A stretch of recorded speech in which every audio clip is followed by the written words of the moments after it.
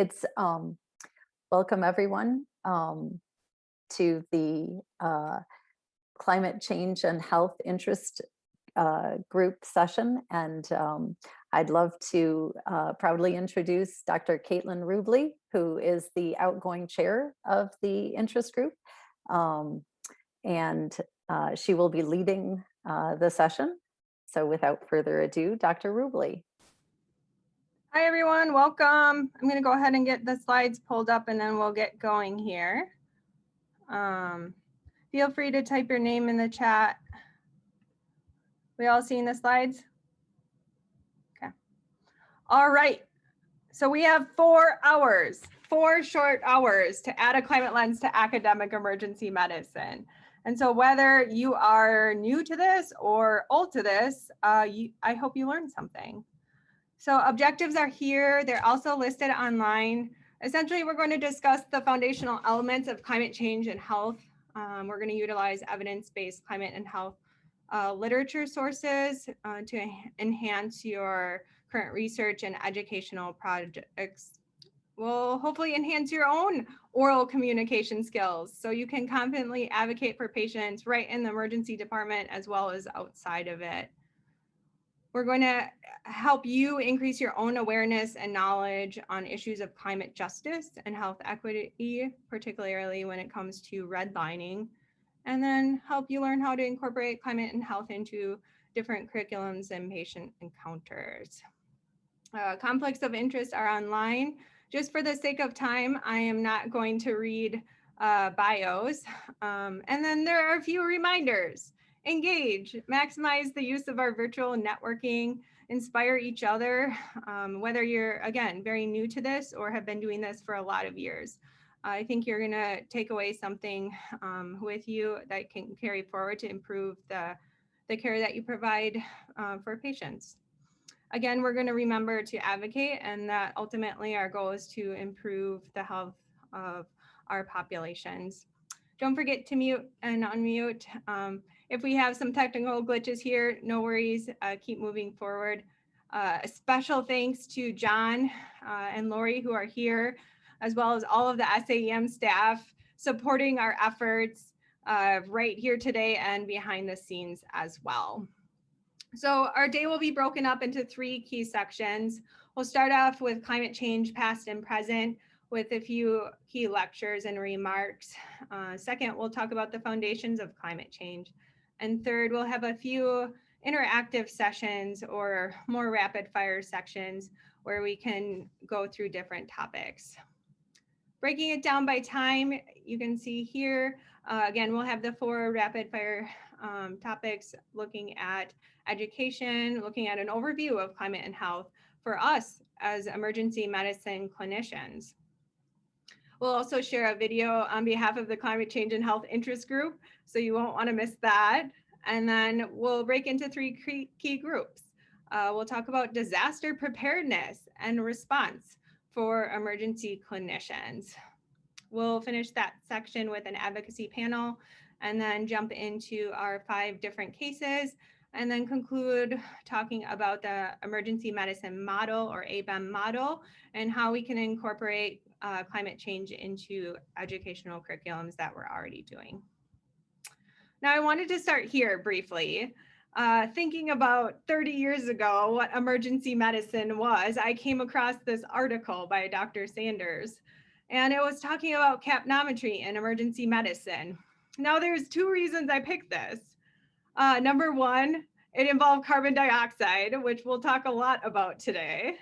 But number 2, you can see highlighted in yellow that further clinical studies are needed to define the role of capnometry in emergency medicine. Now, I think not many of us do resuscitations and all of the things we do in our emergency department without the aid of capnometry in many circumstances. And so as we look ahead, how can we learn from the past and really capitalize on the changes of our field? Not only of our own field, but of the climate sciences and all that we know from the work of the Intergovernmental Panel on Climate Change, or the leading scientific body on climate change. So essentially around the same time, more than 30 years ago, The first assessment report came out. Now, as we prepare for the 6th assessment report, we know so much about the health impacts of a changing climate. And so how can we capitalize that into action as we move forward? So we'll start off with climate change, past and present, and it is wonderful to invite all of these speakers here today. To start us off, we'll have Dr. Renee Salas talk about why academic physicians should be involved. We'll have Dr. Jay Lemery talk about climate and health for emergency medicine. Dr. Cecilia Sorensen reviewing the current landscape of climate and health education. And then lessons from COVID-19 by Dr. Paul Bittinger. Feel free to use the chat, reach out to me with any questions or concerns, and I hope you have a great day and a little bit of fun too. So without further ado, I will go ahead and turn it over to Dr. Salas. Thank you so much, Dr. Rubley. It's such an honor to be here with so many colleagues, mentors, and friends. I wish we could be here in person actually doing this, and hopefully the winds are changing, that will be a possibility in the future. Let me move this up here so I can share. Perfect. Oops. Helps if I start at the front. Perfect. Everyone see that okay? Get a thumbs up. Perfect. All right. Well, over the next 6 to 8 minutes or so, I look forward to talking to you about why we as academic physicians, and specifically really academic emergency physicians, have a unique opportunity to engage around climate change. So I'm going to start out with a few stories that I have experienced and hope that that also can help garner your thought process around similar stories. So for example, it was another record-breaking heat day in Boston, and there was an elderly gentleman whose wife had called 911 because she was acting confused. Well, her chief complaint at triage was fever. That said, maybe this is a hazard of what it is that I work on anytime I'm not in the emergency department, but I was a bit skeptical about fever during record-breaking heat. So sure enough, it turns out that this gentleman lived on the upper stories of a lower income building that did not have air conditioning. And the EMS crew said that when they opened the door, they were hit with a wave of heat that felt like the Sahara Desert. And with Sahara Desert sort of level heat, I clearly was concerned that this could potentially be heat stroke. And as it turned out, his core temperature, as we got it immediately when we transferred him to the stretcher, was 106 degrees Fahrenheit. Yet another story of a 4-year-old who was presenting during an overnight shift during record high pollen levels, which we know that climate change is driving higher pollen levels of both higher intensity and longer duration. And her mother was exacerbated from the fact that she did not know how to protect her daughter from continuing to have these attacks. Or perhaps the patient who arrived from Puerto Rico landed at Boston Logan Airport and came directly to my emergency department and showed up with a bag of medications in her hand that had not been refilled in weeks. Or perhaps a hospital that's down the street from where I live in Cambridge that suffered a power outage during a 90-degree Fahrenheit day. And they actually had to evacuate patients from the upper levels of the hospital because it was becoming too warm for patient safety. Because oftentimes backup generators do not supply cooling to all areas of the hospital. And diagnostic equipment actually became so overheated that after power was restored, it still took a few hours for all of that diagnostic equipment to come online. Or the intravenous saline shortages that I think we all experienced to some degree that followed after Hurricane Maria struck a factory that produced almost half of the production, to the point where handing out Gatorade bottles or cans to individuals instead of providing intravenous saline. So I bring up those examples for a few facts. One, recognizing that this is impacting our patients today and our clinical practice and healthcare delivery, because it's disrupting our ability to provide high quality care. But we as emergency medicine physicians, we don't just have our footprint within an ED. We also are producing research, and really, especially around this issue, are trying to take this evidence to action framework so we can ensure that our research does not just sit in a manuscript or sit on a shelf of a journal or online, but is actually read and engaged with, and that can lead to action that will improve the health of our patients and for our communities. We also are educating the next generation, and we are tasked with ensuring that they have the ability to practice in all environments, including one that is going to be increasingly impacted by climate change. Because we know that climate change is having broad health impacts, and you will learn more throughout the rest of this afternoon. But whether it's heat having impacts on obstetric outcomes, or the fact that 97% of the bacteria that cause, or organisms that cause gastroenteritis are climate sensitive to some degree, or thinking about vector-borne illness, this is impacting all of our patients. And the reality is that more is actually currently unknown than known. So I often describe our understanding as an iceberg, and don't worry, I get the irony of this. But we currently see what's just above the surface of the water. But what keeps me at night, and I'm sure many of you, is what lies underneath. So for example, there was a paper that showed an association between rising temperatures and microbial resistance to antibiotics. Thinking about climate change as a threat multiplier, that is one that I would argue could hearken fear into any clinician. And the reality is that the patients that are most impacted and disproportionately bear the harm are those that we see on a day-to-day basis. And while this data is a little older, you see that we see all spectrums, right? From birth to 105. Anyone who's seen 105, I don't know what the record is, but we also see those with socioeconomic vulnerabilities, and especially patients that are already challenged and are suffering from the health disparities from structural racism.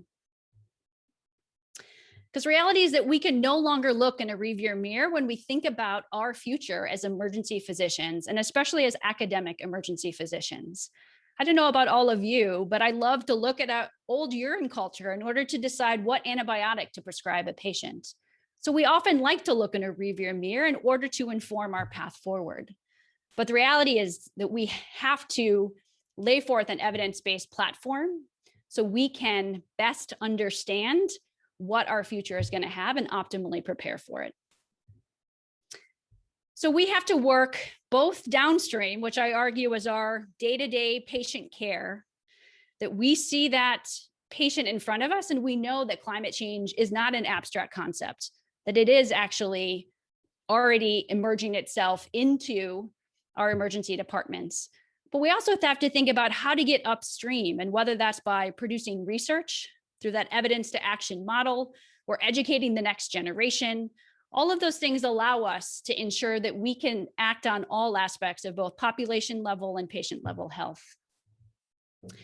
Because we have a unique opportunity to recognize that while we are facing so many health challenges right now and health crises, whether that's the most relevant recent one with the pandemic, or health disparities from structural racism, or climate change, that actually this is an enormous opportunity because the solutions are interconnected, which will allow us to rise above multiple challenges at once, if we can add a lens.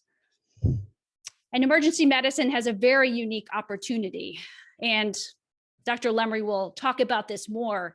But we not only have a broad knowledge base, we already know how to collaborate and bring together a breadth of specialists to optimize the health of the patient in front of us, which I argue is what we need to do now for climate change, and what I know myself and many others do every day around this issue. We're disaster and vulnerability experts, and we also have the ability to have a flexible schedule to engage on multiple fronts during normal business hours. So as we add a climate lens to our path forward, we need to think about and recognize that our clinical practice and healthcare systems are just one part of a much broader community. And so we have to erase these lines and recognize that when the public health system fails, that we bear the brunt, And thus we all have to work together on all aspects of this challenge, including getting upstream to the root cause and ensuring that we can optimize a climate lens with adaptation and resiliency in our public health, clinical practice, and healthcare systems. So I say that we as academic emergency physicians have the triad we need: education, research, and clinical practice. We can act downstream and upstream. And it is time for us to join together and do that. And I look forward to the discussion today. And with that, I have the honor and privilege of introducing Dr. Lemery to really hammer home why emergency physicians are so critical. Thank you. Awesome. Thanks, Renee.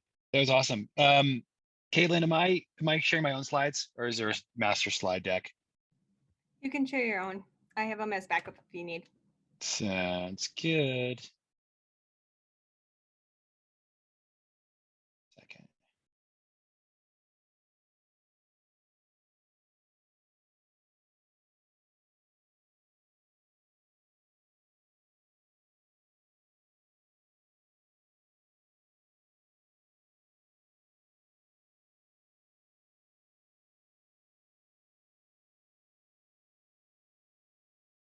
Okay, confirm you guys can see that okay? Yeah, awesome.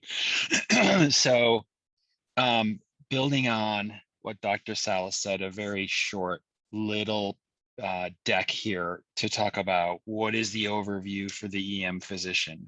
And I go to this slide, and it's an old slide. It's from the CDC, and but I think it's quite elegant. And every time I give an interview or something, one of the first questions is like, Dr. Lemery, tell us what are the big drivers of climate change upon human health.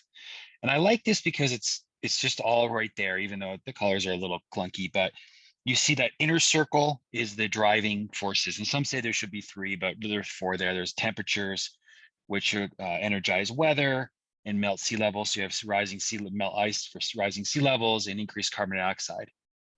The next is the effects on our environment, the circle. And then of course the rectangle is the human health impacts. And when you look at this, you can almost imagine this is a emergency medicine triage list. And we've said this over and over again in many of our group in the papers that we've written. Just say, okay, look, it's heat related morbidity and mortality. There's there might be poor air quality. So there's asthma exacerbations or exacerbations of COPD or even cardiac disease. Vector-borne diseases for longer, more warmer weather and more time for historic places where the winters would often keep the vectors at bay are now increasing in latitude and altitude. Aeroallergens from longer growing seasons and different types of species that promote allergies. Water insecurity, food insecurity on a larger level, on a global health level. And then of course, extreme weather events, which wreak havoc on communities, causing displacement, trauma, and then of course, mental health after the fact, and real disruptions to medical care. So again, this is sort of everything on this slide. I know we're all trained in and schooled in. So again, this is sort of, I'm building the case to say, guess who's going to own this?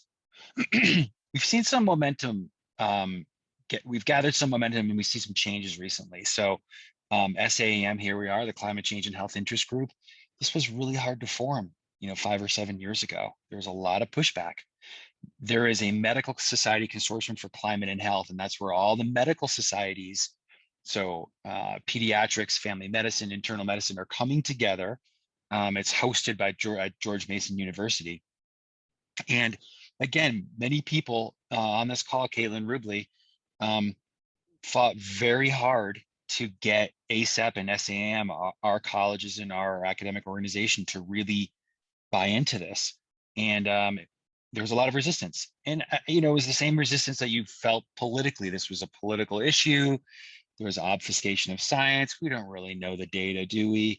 Are we really talking about this again? So there was a lot of that we've overcome. So I think there's real opportunity here.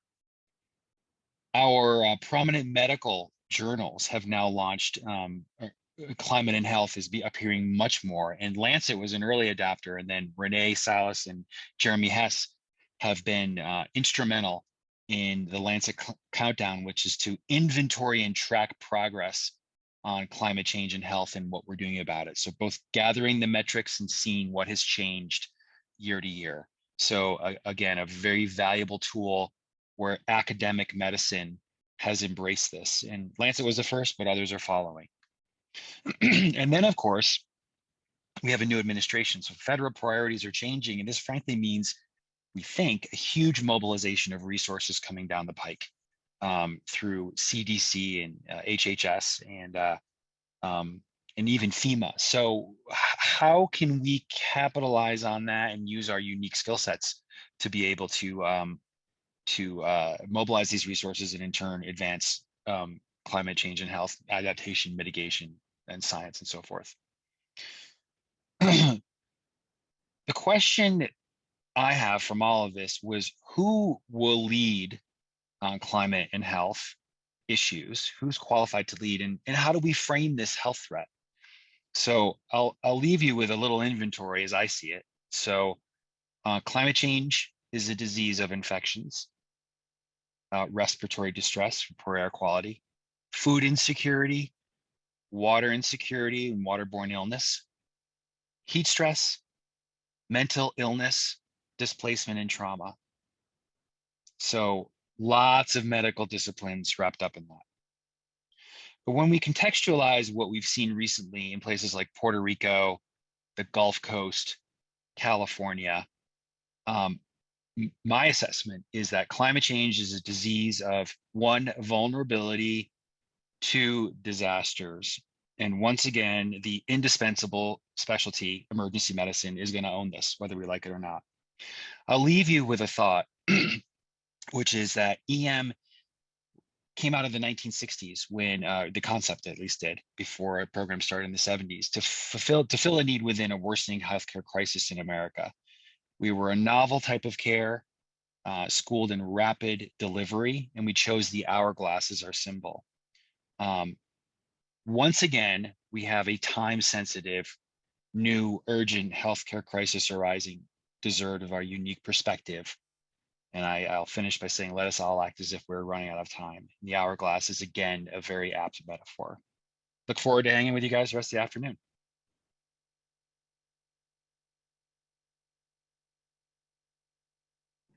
All right, we'll now turn it over to Dr. Sorensen.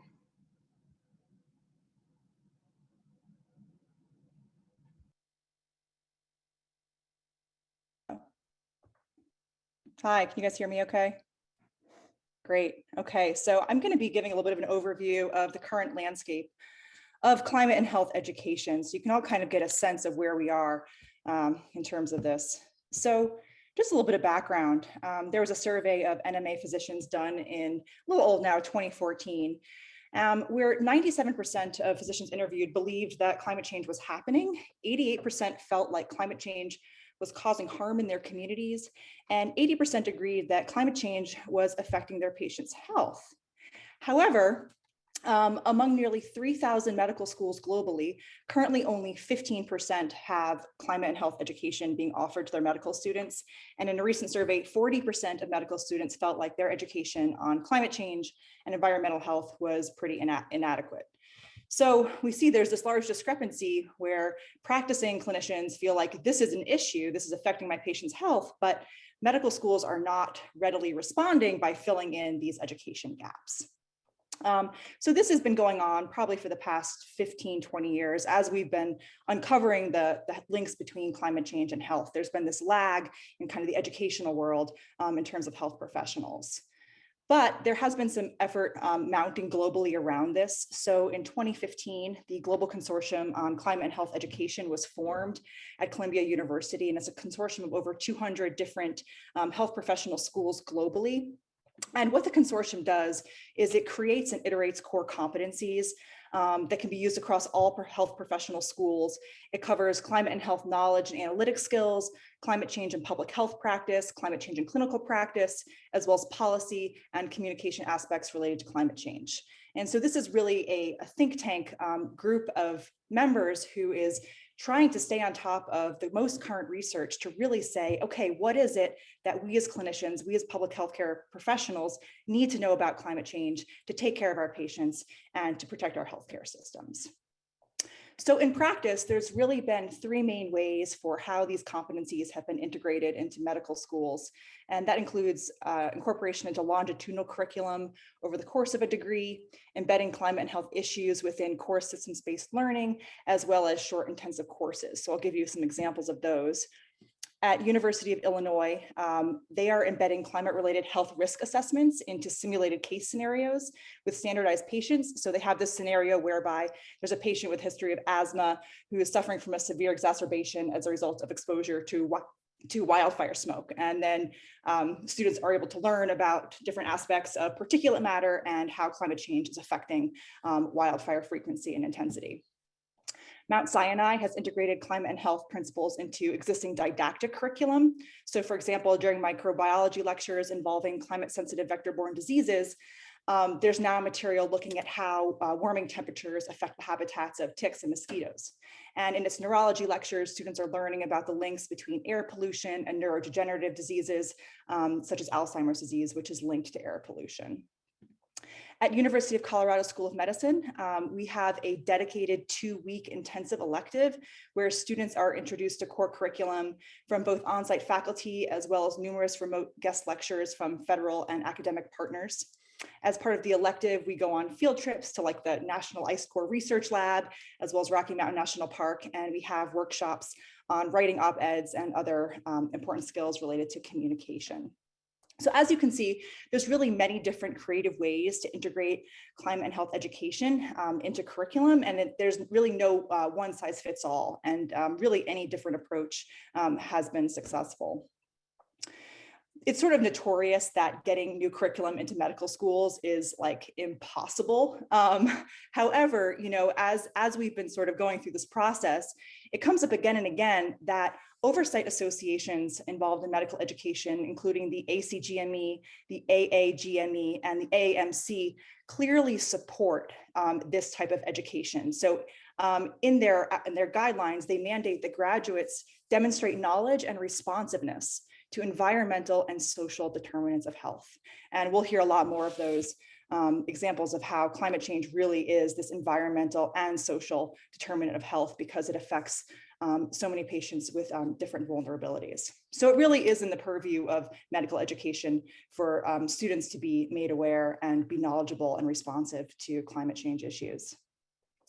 Now, in terms of emergency medicine education, in 2018, ACEP came out with a policy statement on climate change and health, which clearly outlines that it's very well in the purview of emergency medicine to, one, raise awareness on the health issues related to climate change, two, engage in research examining its effects, and additionally to advocate for policies and practices to mitigate and address its effects, and more. I won't drag you through the whole list, but there's been a lot of kind of initiative on this at the highest levels of sort of educational guidance and society practice, saying that we need to start owning this, we need to start stepping up as clinicians.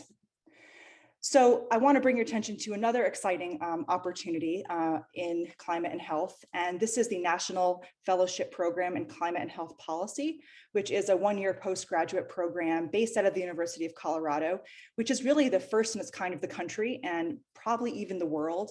And the real heart of this program is training leaders in climate and health education. So through this program, fellows are paired with federal agencies, including the NIH, the CDC, EPA, NOAA, and the US Global Change Research Program, where they learn, the inner workings of climate and health policy, because these are things that, you don't learn in residency, you don't learn in medical school, that we found to be huge knowledge gaps that climate doctors need to know. Simultaneously, they work within large NGOs such as Healthcare Without Harm, the Nature Conservancy, the Environmental Defense Fund, and more, where they lend their clinical lens to the work that these organizations are doing. And in return, they gain a deep understanding of how these independent environmental organizations function, how they lobby, how they gain momentum and influence policy. So we've had 3 years of fellows so far, and our fellows have been doing incredible work. Sorry, Hannah. This is a picture of Hannah, who's on the call today. She gave an awesome TED Talk just this past fall. We've had our fellows be authors on the National Climate Assessment, contribute to the Lancet Countdown on Climate and Health, give interviews for National Public Radio, and so many other exciting venues. So if you're interested, you can check out this article in Academic Medicine, which really describes the setup and the execution of this fellowship. And please let any trainees you know who might be interested that this fellowship is available. Now, if you're considering starting a program at your institution, there's a few lessons that we've learned, both from starting our own program at University of Colorado, but also in talking to others who have done the same thing. And really the first lesson is that to start climate and health education, you really need a champion. It can be one person, but you need one person who's deeply invested in this. And one person can be enough, because that person can go around to other faculty and gain support and start gaining momentum. Second, we found that engaging interested students however possible is also a very good way to start and gain momentum. For example, by sponsoring student-led groups. We found that students of this upcoming generation are incredibly engaged and interested in climate and health. There's actually a group called Medical Students for a Sustainable Future, which is creating curriculum, creating report cards for medical schools, basically telling them how good they're doing at educating them about climate change. So they're just an incredibly active group, and students can be very politically valuable in terms of gaining support from administration. The third thing we've learned is that it's very important that the education that's presented be context specific, that you're teaching students, teaching other faculty about diseases which are prevalent in your geographic area and within the populations you care for. And lastly, we found that, starting small is really great. Maybe it starts as a grand rounds lecture here or there, or just a guest lecture or a few slides here. And, anything you can do, anywhere you can start is really wonderful, because as I mentioned, there is a need for this. There is support for this at the highest levels, and we just kind of need to get things kickstarted. Another great resource I'd like to show you is the Global Consortium on Climate and Health Education. This is based out of Columbia University. They have an incredible amount of resources. You can also join the consortium and be a member. It's free, and you get connected to a whole community of practice around that. And if you're interested in learning more, several institutions, including the CDC, the Berkeley Center for Occupational Environmental Health, as well as Yale School of Public Health and UNM, all offer both live and enduring materials where practitioners can increase their knowledge, obtain certificates, as well as CME. And I'd say these modules are really a great way to learn about the topic, but also a great way to generate ideas for creating your own curriculum. So that was my whirlwind overview of where we are for climate and health education. I'd also like to put a plug in for our new book, Global Climate Change and Human Health, which just came out, published by Wiley. And this is a textbook that kind of runs the gamut of climate and health impacts from the clinical and public health perspective. So hot off the press. And this is my contact information if you have any questions. Thank you. Thank you. We'll now turn it over to Dr. Paul Bittinger. So hello to everyone. I was not going to do slides, but I changed my mind at the last minute, so I'll throw them up. Are you seeing my slides? Yes. Okay, good. Thank you. So for those who I don't know, which is a whole bunch of you, my career and academic life is actually not in climate change, but in disaster preparedness. So I am the director of something called the Center for Disaster Medicine at Mass General, and I lead my life trying to make healthcare better resilient against disasters and help us better respond.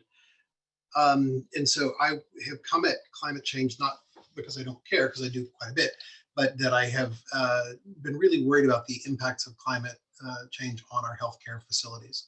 And, I think there've been already some phenomenal facts made, points made, and I think you're all quite aware of how climate change threatens health.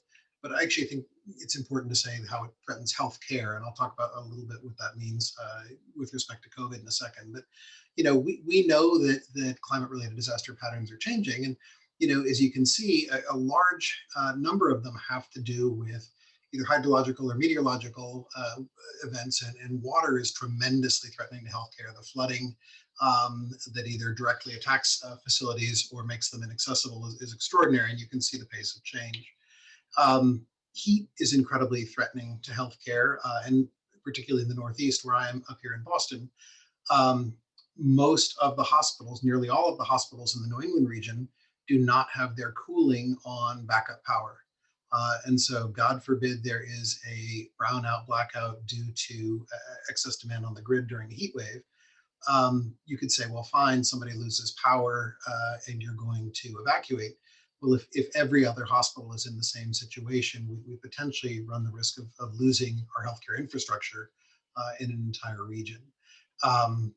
Here in New England, we've actually paid a consulting firm and some scientists to create some data for us. On average here in Boston, I know lots of you elsewhere in the country will sort of scoff at these numbers, but we only have about a week where the temperatures are greater than 90 degrees each summer. However, by 2030 on average, which is not far away, that could be as many as 30 days. So in the next 15 years, we could be 30 days greater than 90. And by 2070, we're going to be the entire summer, 90 days greater than 90 degrees.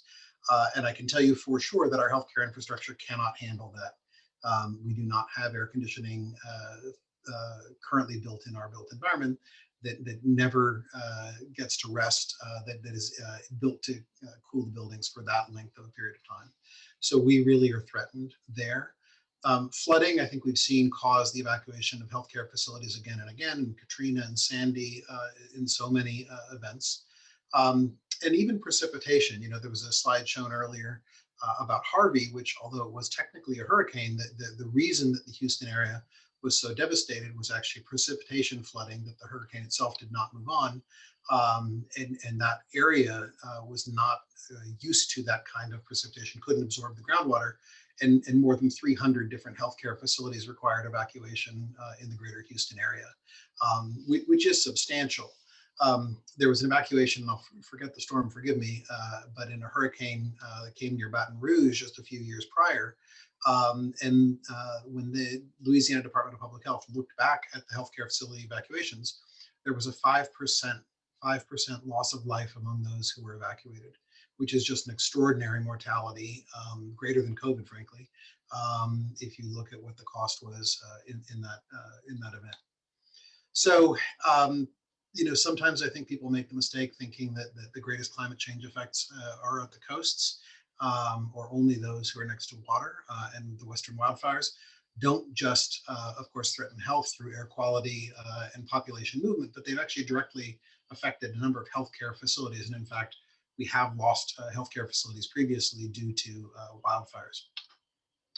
And so, as was already mentioned, the rearview mirror is not good. My whole life is spent trying to anticipate hazards and try and make our facilities, our plans as good as they can be for future hazards. But historical data is no longer adequate, and that the kinds of threats that our built environment has to be ready for and that we have to plan to care for our patients in is not good enough. So we're really planning for two different things, which is worsening demand for health care during disaster events for those who are directly affected by heat or by hurricanes, or you name the scenario. But that potentially we serve as a point of refuge for those when the community fails. So we've seen an increasing number of people who are at home on ventilators, they're oxygen dependent, they have durable medical equipment that's powered, and when that fails, they come to the healthcare setting, And so we're caring for more patients than we normally care for. But our own backyard, our own environment is physically threatened as well. And so we are really trying very hard to prepare healthcare, both for increased demand and increased resilience. And so to bring this, to COVID, what have we seen that's either reinforced or refuted this? Well, I think there's been a bunch. It's already been mentioned that healthcare promotes zoonotic infection, both extension into the human population and potentially evolution through loss of biodiversity, changes in animal behaviors due to climate change that changes their geographic range. And 60% of the pathogens that affect human health are in fact zoonoses. And so I think we could potentially really, we need to worry about what we're going to see from the emergence of new infections. COVID is certainly, unfortunately, not the last that we're going to see. We know that the consequence of increased demand on the system is really a big deal. COVID, unfortunately, one of the lessons that has not been publicized as much, but that I see in very important detail, is the cost of care that came when we made room for COVID patients. There was a lot of deferred medical care in this country, and a lot of people who had procedures, who had medical interventions that they couldn't have because we were making new ICU beds for COVID patients. And as we begin to study the cost of care of the deferred surgery, the deferred colonoscopy, I think many of you are aware of the delayed presentations of oncologic illness as one example. It's really substantial. And so, realizing that we're creating more demand on the healthcare system with climate change, it's going to displace other healthcare, and that's going to be a double impact on the healthcare system. And then the healthcare system itself and its dependencies are fragile. I think as we watched hospitals struggle to adjust their heating, ventilation, air conditioning systems to create negative pressure, to adapt their environments for COVID, we found that not all of that is sustainable. And in fact, the more there are increases in ambient temperature, the less you can actually adjust your HVAC systems to adjust internal air handling, because you just can't keep the building at an appropriate either temperature or humidity level. And so a lot of people had to shut down their air handling adaptations for COVID because of temperature rise, because of climate change. And then lastly, we all know the struggles of the global supply chain. And it's interesting that in my own healthcare system, maybe for some of yours, when COVID first made an appearance on the national stage, it was for a supply chain disruption. There was an international shortage of sterile surgical gowns and other sterile medical equipment. It's been pretty clear that climate change is even affecting just the supply chain itself. And there was a McKinsey report from last year that suggested that climate change could increase the frequency of supply chain disruptions by 2 to 4 times. And that's from storms and other weather-related events that are disrupting manufacturing or shipping, for population migration, for other direct impacts. And so it's, there's so many ways in which climate change is threatening the healthcare environment, the infrastructure itself, as well as human health. So really excited to be able to join you. Look forward to these discussions, and thanks so much. Thank you. All right.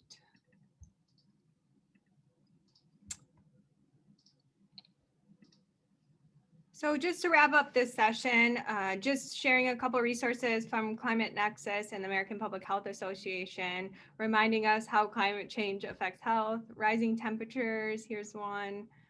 These are great to share with students. Air quality, vector-borne diseases. This will be continued throughout the day today. And then, of course, extreme weather and how do we prepare our communities and our healthcare facilities in the setting of surges in demand and disruptions in delivery. All right, and so I wanted to share a video. The Climate Change and Health Interest Group has been very busy these past few months. And so we had a video call and got several submissions, just sharing our own take as emergency medicine physicians around the country and what it means for us. And so I will go ahead and share that.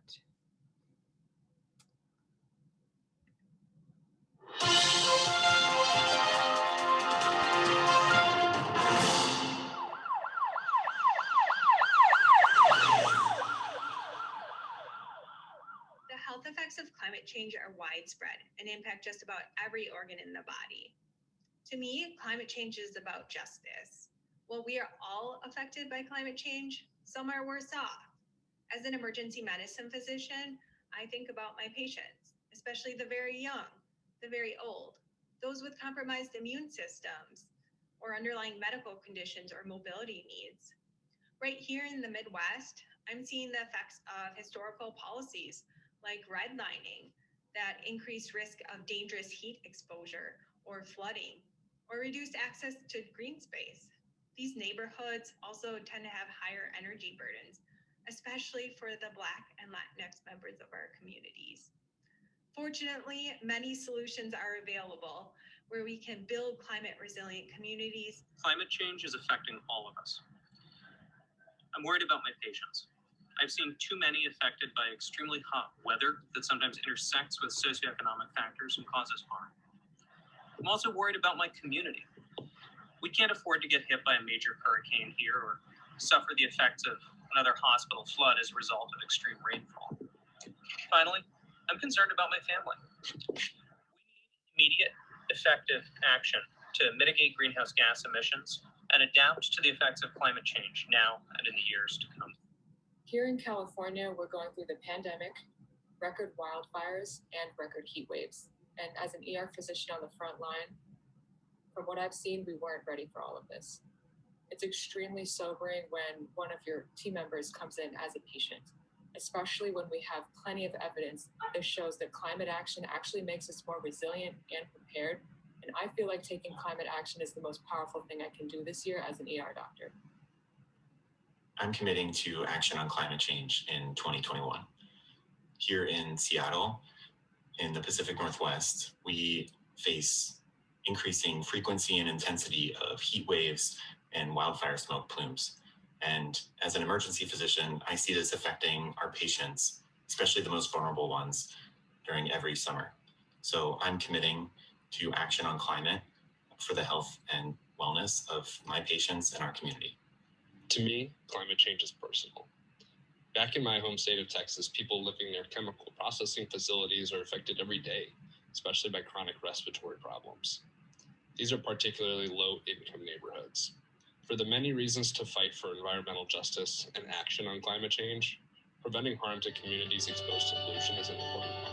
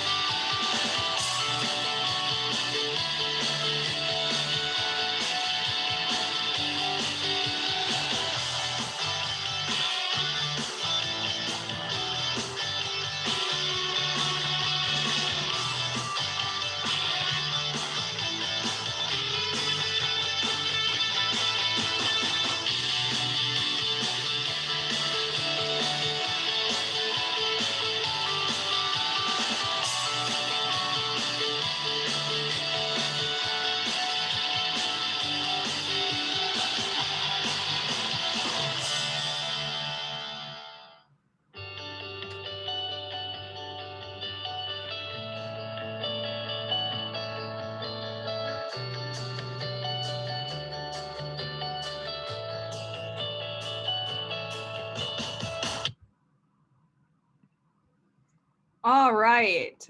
Next year we'll get Sir David Attenborough, but until then, the interest group will have to do. So I'm gonna go ahead and post a resource guide in the chat, and then we will split up into 3 different groups. I know a few of you have to take off, and so I'll just share this quick. It'll be one of 2 resource guides that you'll get today and be able to walk away with and share with your team members. So a lot of the presenters brought up great resources, so they are included in that. So thank you. John, go ahead and split us up. We'll have 3 breakout rooms, and then we have until, let's see, about 3:45 Central Time or so. Welcome. Hillary, where are you from? Also Boston. Boston? Okay. Bright light. I gotta stop the light, I'll be back. I'm just gonna set my timer so we don't get excited and keep talking for 2 hours. Just in case. Okay.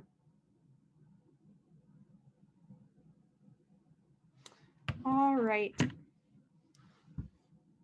So if we get a few more people, that'll be okay. I'm just gonna go ahead and share my screen. But really this is meant to be for you. And so I have slides. So depending on what you guys want to talk about totally up to you, but this section is focused on disasters. And so talking about how we in emergency units can prepare in the setting of any of these disasters, as we just heard about. So we'll do a little bit of brainstorming. I'll start off, a few communication pearls, right? Climate change, it's real, it's us. Experts agree. 97% of scientists agree climate change is happening. We don't agree on anything. That's amazing. It's serious, but there's hope. There's us. There's a lot of solutions and things we can do. And so a few of the objectives, we'll review a few of the key papers and resources on climate change, review the impacts on healthcare systems, and then really think about some mitigation and adaptation strategies for emergency departments. So you guys are from all over, Boston, Fresno, Ann Arbor. What are you seeing in regards to health impacts? What do you think about in your own neighborhoods? Air quality here is terrible. Air pollution, yeah. And the fires. Mm-hmm. It's already going to be 100 degrees this week. I've only been in Ann Arbor for a year, but I've lived in the Midwest my whole life, and I know that we've had floods, we've had heat waves that people were unprepared for, snowstorms that people were unprepared for, and this growing risk of severe storms as the climate changes. And with that, like more flooding in watershed areas like Ann Arbor is in. So those are some major ones we see. Great, thanks. Less snowfall for sure. I was in Boston 10 years ago, and then again, like left for a while and came back, and I was just shocked with how much less water we're getting in terms of snow. Mm-hmm. I worry sometimes there will be no trauma season and it'll just be a trauma year when it's just hot all the time. Like, oh gosh.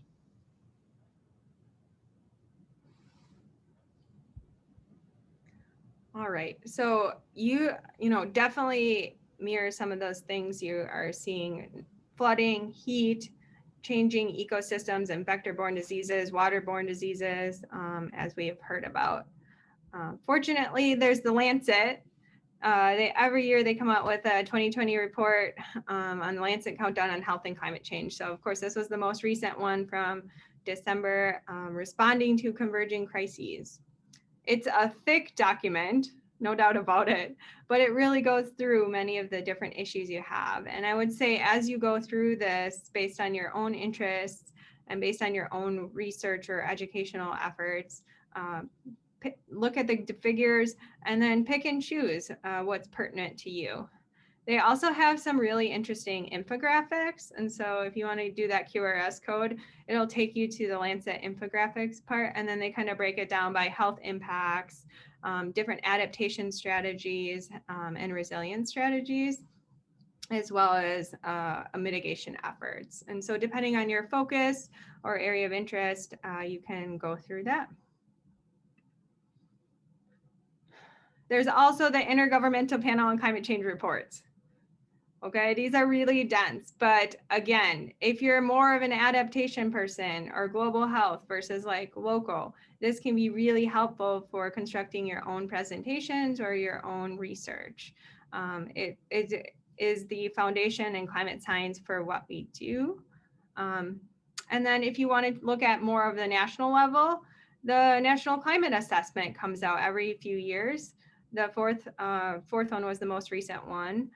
Chapter 14 is all about human health. And so there are different cases and infographics based on equity or vulnerable populations. There might be other areas that focus on heat. And so again, a really great resource for you.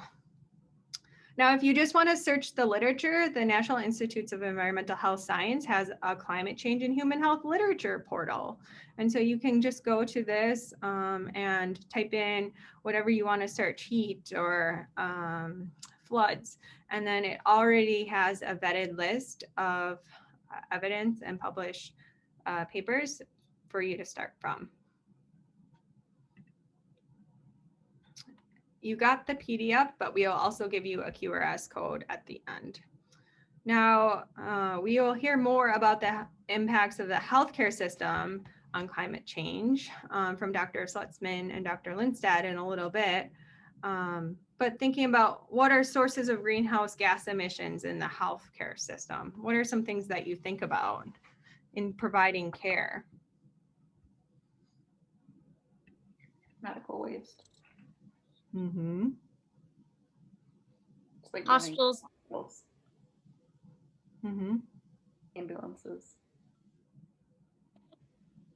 Hospitals aren't based on a sustainable energy model at all. Most don't have any like any renewable power sources that they're drawing from. Mm-hmm. Yeah. Food. Food, excellent. All the patients, the trays, the employees. Transportation, how we even get there at all hours of the day and night. Every single thing is wrapped in plastic. Yep.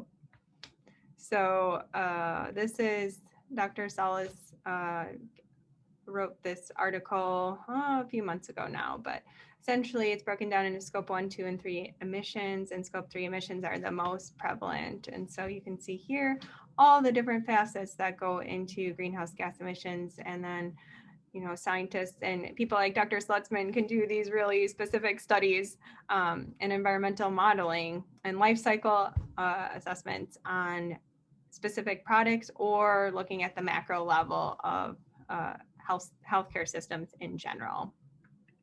This is another way you might see it portrayed. By no means you have to memorize any of this, but just understanding all of the different facets that go into these emissions for healthcare, and really seeing it as an opportunity for us to address some of these concerns. Now, Dr. Eckelman and Dr. Sherman are a few other scientists and colleagues who have done this work. And so this is one common graph you'll see about the environmental or health impacts of US healthcare activities. And you can see here hospitals, the dark blue, are a significant source of emissions. And so thinking about acute care, again, being an opportunity to reduce emissions and still provide high quality, if not better, patient care. All right, more on that to come. So when it comes to talking about the pillars of climate change response, mitigation, adaptation, and resilience, I think most of you have heard of these terms before, but really mitigation, reducing greenhouse gas emissions, adaptation is thinking about the different systems and the processes to reduce the harms, and then resilience of a system is I think about how do you make it operational. So thinking about building resilience within our own emergency department, how do we make it so that we can continue to provide high quality care and remain open for all of our patients despite external stressors, be it disasters or surges in demands or supply chain disruptions. We talked about this a little bit already, how extreme weather events impacted you. And maybe, do you guys talk to your patients? Do you listen? Do you hear them talk about extreme weather events, or what do they tell you? The year that I was a third-year med student, we had horrible flooding due to severe storms in Madison, which is where I was in med school and also where I grew up. And I was working at the VA on a medicine rotation when some of that flooding was going on, and a lot of my patients were homeless veterans who were living out of their cars.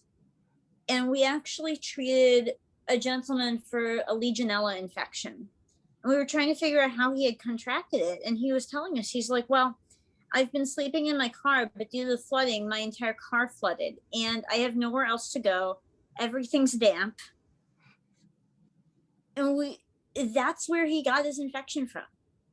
Contaminated water flooding his car, and he'd been living in there for 2 weeks despite the flooding. And while we were treating him, he's like, I have nowhere to go. I don't have anywhere to go when you discharge me, because my only place to go is my waterlogged car, and I don't have money to replace it. And I think that's the example that most stands out to me, because he was one of dozens of people like that. Mm-hmm. Yeah, that's a fantastic example. It's not always, it's not always categorized, right? It's 2 weeks later. No one might put it together.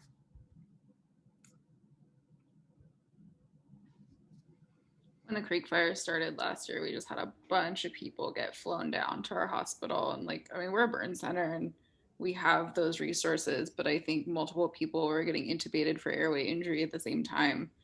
And there's only so many burn ICU beds in the hospital. Mm-hmm. Yep.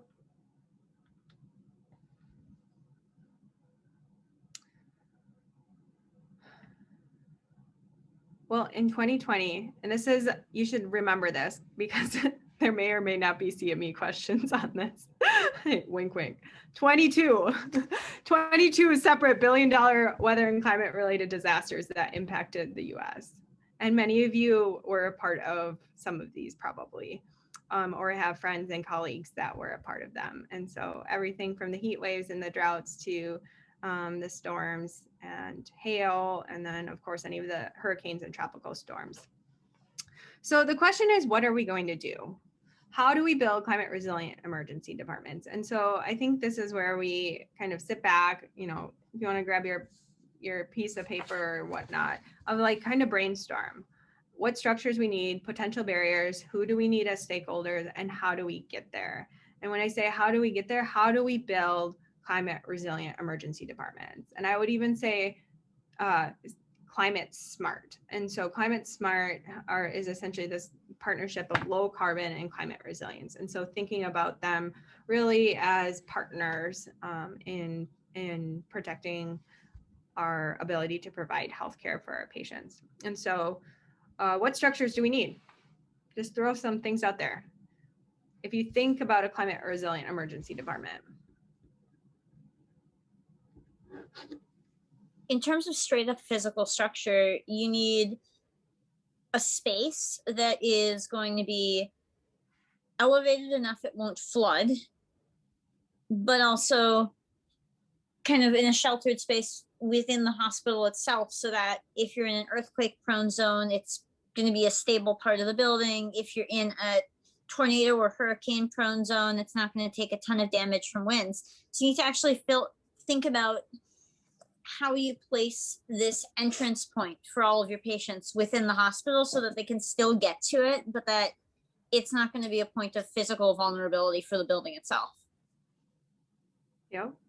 So physical infrastructure and what that means for local risks. What else? I'd say we need a protected resource infrastructure that when things get dicey, when there's a lot of volume because of a disaster, we're not running out of critical components or critical things that we need to run and continue to provide kind of a standard of care. And kind of along those lines, I feel like it's hypocritical to talk about this without kind of addressing our own impact on the subject, like our own plastic utilization and waste management. So I think some way to address those is also warranted for sure.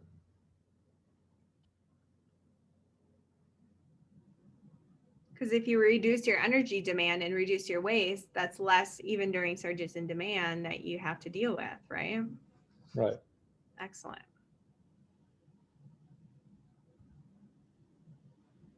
What else? Building off of that in terms of accommodating for surges, there's a lot of essentially designing spaces and resources to be able to be used for multiple purposes at multiple times. So making systems that both physically and in terms of personnel and staffing are able to be flexed. to accommodate for a surge in people who are escaping a disaster, or a surge in transfers from another area that's subject to a disaster, and like a reliable plan to get your ED team present to that site in the numbers that are needed. So you need to be able to flex both the space and the personnel. Personnel, excellent. Do you think during a disaster, if your nanny calls off and you have a few little kids, that you're gonna go into work and work in the ED and leave your kids alone?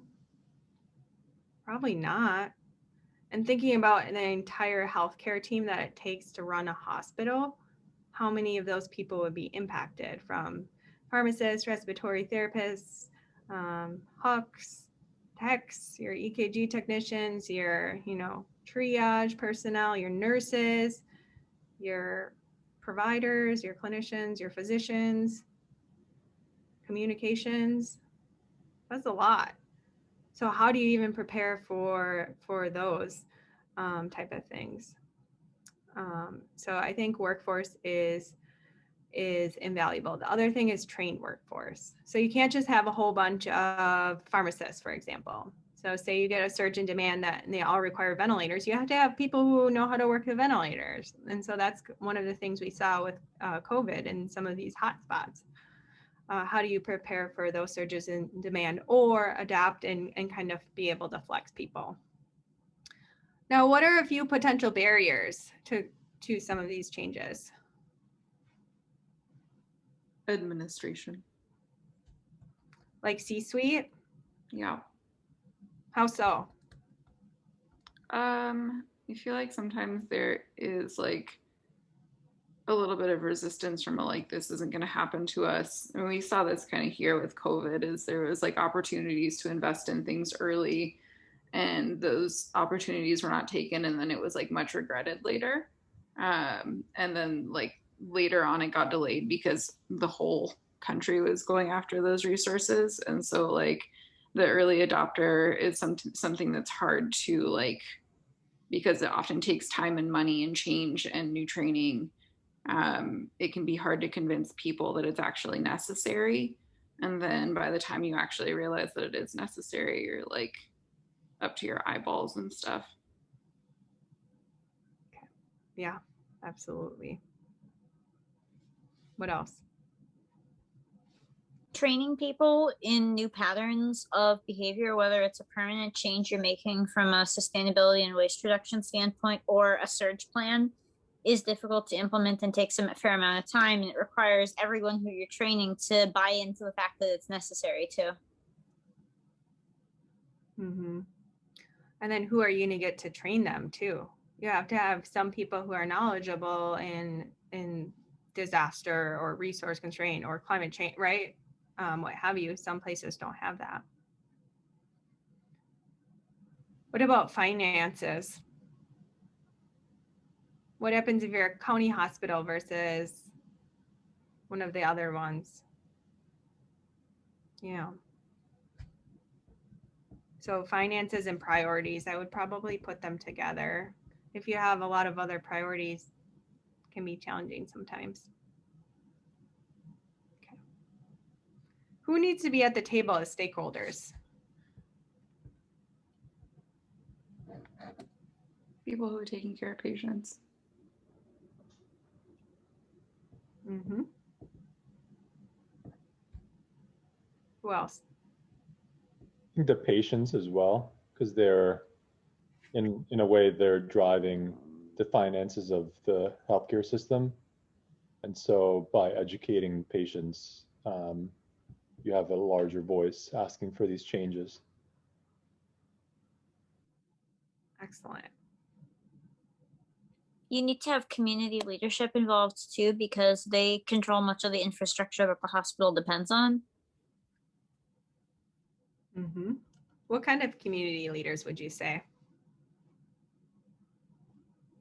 I mean, you need to have some buy-in with regard to energy sources that the area is dependent on, municipal government for the purposes of transportation and backup plans to be able to get to and from a hospital in the event of disasters or surges, local emergency resources and whether your EMS system can be involved in this planning themselves because they're an integral component of it. And then local policymakers who are going to be required to actually implement some of these things, as well as if you're partially state or federally funded or county funded, you need your legislators involved in that too, because there's tax related issues in terms of how all of this happens. Mm-hmm. You mean you talk to policymakers as a physician? Maybe we should. Maybe we should. I think that will set us up nicely for our next panel. Yeah, those are great thoughts. There are two categories that I didn't hear that really that come up a lot, and those are non-clinical departments in the hospital.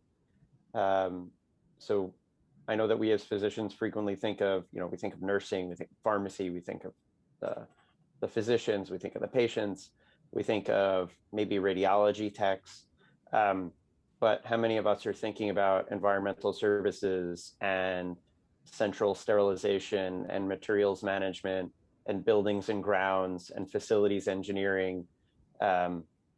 Those are the folks who are driving actually a huge fraction of our emissions, or at least they control of it. And then the last is the what I call the elephant in the room, and that's infection control. Where they have huge power over choices made at a hospital. Yeah, for sure. Excellent. Yeah, procurement and everything that goes into that, as well as energy. I mean, you can just take your hospital, if it's coal-fired, and just switch to natural gas, and you reduced your emissions by 45%, you met your goal and you're good. This is what I'm hearing. And I'm like, right? You meet the goals and it's not even 2050 yet. So stakeholders, how do we get there? How do we actually make things happen, right? That's the next step, implementation. Ask nicely.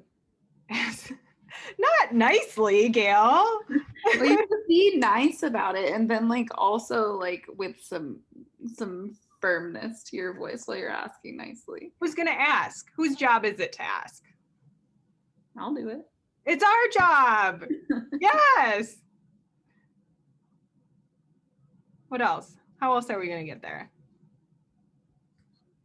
Sales pitch. C-suite needs to know that this is something that will be beneficial to the hospital in the long run, and ideally we'll have some sort of financial incentive to make it happen. So talking with the C-suite, educating them about the issue, and then developing a plan to create the changes that you want to see if they're agreeable. What happens if they say no? Rephrase, adjust, start again. And get people who value what you want into the C-suite to begin with. So you're going to run for the C-suite? Oh, hell no. But you can identify people who have the desire to do so and the clout, or if you're involved in committees or other things like that on a faculty level, there's ways to influence the decisions of who is considered a desirable candidate. And one of those priorities could be savviness about climate measures and a willingness to engage in that. Mm-hmm. Yeah, in general, just identifying people who have similar goals in different departments, because the more people who are involved from the variety of places, I think gives more credibility to your ask. So creating buy-in is what I'm hearing too.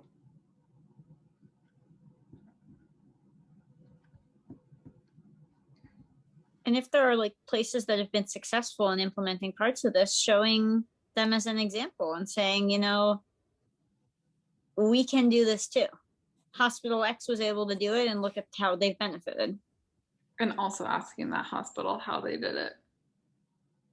Do you think that helps or hurts in a time where health systems are competing? I'm just curious. Maybe find one that they aren't competing with somewhere else. It gets tricky, right? Because you aren't going to create buy-in if you say so-and-so next door is doing it. Then that turns them off too, right? No, but you can say like, this hospital that, you know, you trained at is doing a really good job with it. Or check out where the state-of-the-art research is coming from and see how they're implementing this. We have the same caliber of faculty. We could make this happen too. Or like ways to spin it. Mm-hmm. Yeah, for sure. Okay. Anything else? We'll move on. I think that will set us up nicely. Okay.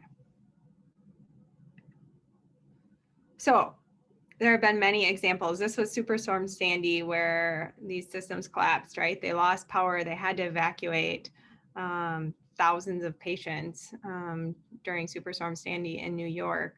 There's many other examples, but you can see here, this was from a survey and interviews after Superstorm Sandy of all of the different faults of the system.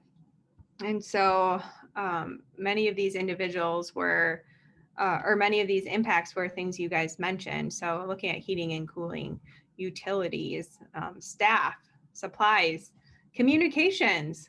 We don't think about that so frequently, but in an age of electronic medical records, how do you keep things organized and keep things running? And it wasn't even just the hospitals, but it was nursing homes, as well as community-based providers and home-based providers. And so you can see here, widespread faults in the system. And we know that these disruptions have impacts. This was an article a few years ago, mortality in Puerto Rico after Hurricane Maria.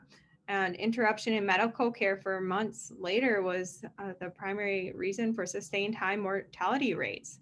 People didn't have anywhere to go and get their medications, or didn't have physicians to follow up with. And so there was acute decompensation of chronic medical conditions, as well as the myriad of other indirect health harms. So the next question is, what are we going to do about it? You brainstormed a few items for action, but there's actually some guidance documents for us. Awesome. So the World Health Organization came up with one, and it focuses on these 4 pillars. So the health workforce, that's us. Yay. Water, sanitation, hygiene, and healthcare waste management, energy, and then infrastructure, technologies, and products. They came up with this wheel, and you can see there are 6 building blocks for building climate resilient health systems. You can look at leadership and governance, health workforce, health information systems, essential medical products and technologies, service delivery, and then financing. And again, the goal is in the setting of external stressors, shocks. So they could be acute stressors like a flood, a heat wave, or they could be chronic stressors like sea level rise that causes this intermittent flooding. How does the system deal with that? And so looking at not only vulnerability, but capacity and choices and opportunities. So the goal is not to collapse. And so over here, we want to transform or recover better than before, rather than recover but worse than before or collapse completely. One example is the University of Texas Medical Center. Tropical Storm Allison hit in the early 2000s and caused evacuation and flooding and power outages and closures of several hospitals. Many people were injured. And so the community essentially came together and said, what are we going to do about this? So they put together a hazard mitigation plan. Again, they had all these different stakeholders they completely revamped their campus, which is enormous. So you can see here floodgates and flood walls in the parking structures, and they expanded their bayou, and so it reduced flooding on the site where the hospital was. Relocated critical infrastructure away from the floodplains and used climate science to predict future flooding. So they implemented all of these measures, and then when Hurricane Harvey hit in 2017, they were operational and they were able to provide high quality care, and they were not nearly as affected. I just want to remind you too about all of the different research projects. So again, during Tropical Storm Allison, many years worth of research was lost in the floods. And so remembering our research colleagues too. Now, the World Health Organization also has these proposed steps and processes, awareness, political commitment, and community engagement. And then they have this whole process. It's very public health, right? Assemble and train a multi-sectorial operative team, establish a baseline, define and prioritize short and long-term interventions, develop and implement an improvement plan, monitor and evaluate, and then continue on in the intervention process. Again, with the focus of climate resilient and environmentally sustainable healthcare facilities or climate smart healthcare. Some of you may have seen this with the World Bank and Healthcare Without Harm, who have been addressing this issue for years now. And so remembering that sustainability, low carbon, and then resilience are really partners, and there's a lot of overlap in our efforts. This is looking more at a global health, low resource setting, but many different parallels. There are other toolkits available. The Smart Hospital Toolkit is actually from South and Central America by the Pan American Health Organization. I think there are many different things we can learn, but essentially they have a hospital safety index, a green checklist, the cost benefit analysis, and then different training aids for hospitals. And they incorporate, you know, the C-suite people, the providers, and the goal is to be a category A facility, in which case they're able to protect the life of occupants and likely continue to function even during disaster situations. Category B is okay, but some equipment and critical services are at risk. And category C is where lives and the safety of occupants, employees, as well as patients are deemed at risk during disasters. And so it's a very simple structured toolkit that kind of guides these hospitals. This is one example. Georgetown Hospital, you can see after they did all of these energy improvements, they have solar on the roof. They fixed leaky faucets to reduce water and improve water conservation. They fixed doors, strengthened them, and strengthened the infrastructure, and had a 58% reduction in electrical consumption following the update. And the return on investment, so again, talking about financial incentives, was just a couple of years.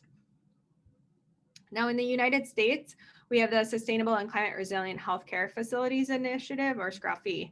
And so it's a toolkit where you can go online and see what other healthcare facilities have done. What have they done to prepare for flooding, for example? The Spalding Rehabilitation Hospital is one example in Boston. Perhaps a few of you are familiar with it, where they used climate science to predict sea level rise in coming years.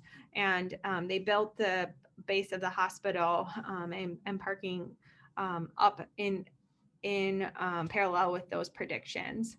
They moved critical infrastructure and medications to the roof of the hospital or up higher, so that if it does flood, they wouldn't be as at risk. So many different examples there. Vancouver Coastal Health is another example in Canada. It's actually a health system, and as a healthcare system, they looked at several different hospitals, and they are training their employees on what it means for climate change and health, and then what it means for heat and flooding in their facilities, so they can adapt. Here's just a basic overview of a few of the ones we talked about. Canada does have their own as well. But the Sustainable and Climate Resilience Toolkit is really great if you want to check that out after. And then the Pan American Health Organization is another one. Again, looking at the 4 different structures: health workforce, water, sanitation, energy, infrastructure, technologies. I would say the water and sanitation is a big part too. So if you think back to Texas just a few months ago, what happened? Outages, pipes broke. Got really cold. Yeah, cold, extreme weather. And so for that, many different impacts, but carbon monoxide poisoning was a big thing because they didn't have any power. Hurricane Laura was another one last fall where there was a mixture of sewage and everything. It's hard to run a hospital if you don't have bathrooms. What do you do? Water, air, and people. We need supplies to run a hospital. So, and then thinking about energy too, which is broad. Any other comments about this? I'm curious about what you think about technologies. Have you guys thought about that? Like harnessing phones, right? Like all the different ways we can leverage technology or electronic medical records to harness change. Does it keep you up at night? Gail, I know it does. Epic just keeps me up at night because it exists. How do we leverage it for good?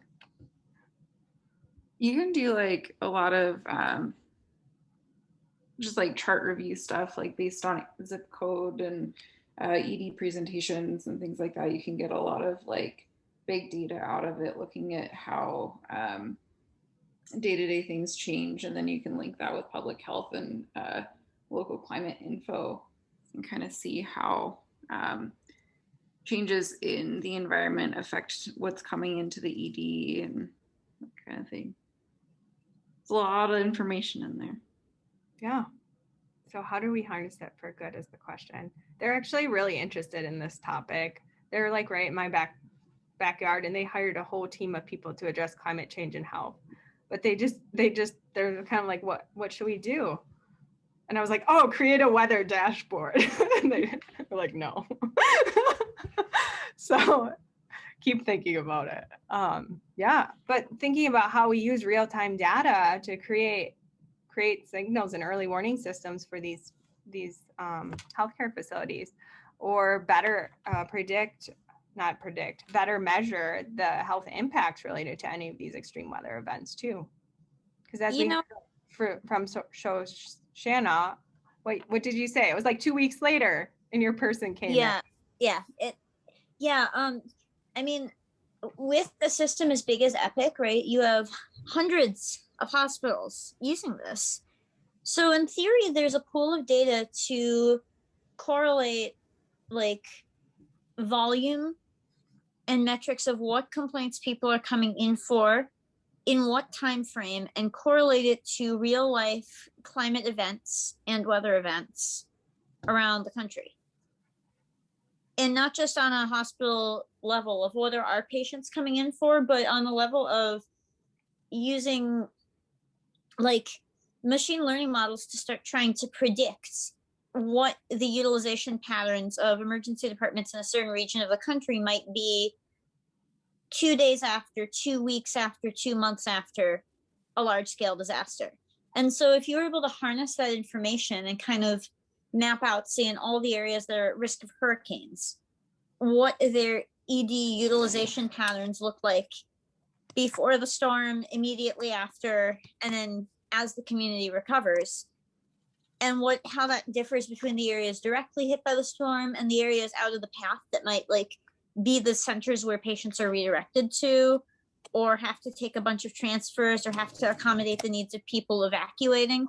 You could have a data set that could give you a really good predictive model of if I know that this hurricane is going to hit X area, what do I, as an EM physician working in the area to which people are evacuating, need to do to prepare my emergency department for the effects of this climate crisis that's not directly on us?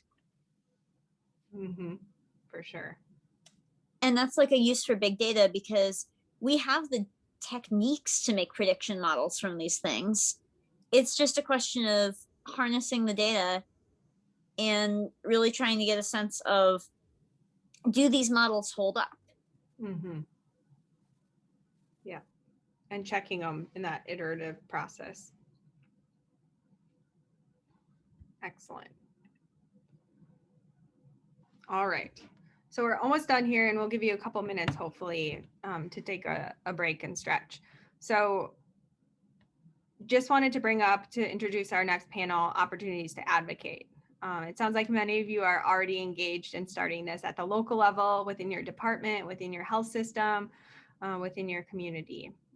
As an emergency medicine physician, we are trusted messengers and have strong voices when it comes to health content and as content experts. The national level, harnessing SAEM, for example, and our other professional societies to advocate for our patients outside of the emergency department, and even engaging with members of Congress or our local policymakers. So important. So important. Even if, even if we aren't quite used to it, it gives us a little pause. You all can do it. We can all do it. And then on a global scale, remembering that emergency care is a human right, and part of being able to deliver high quality evidence-based emergency care is having climate resilient systems, because they get disrupted. We will talk about every one of these 4 different pieces, at least a little bit throughout the day today, but remembering reducing emissions, mitigation, managing extreme weather risks, thinking about adaptation, policy, and then investing in community health and resilience.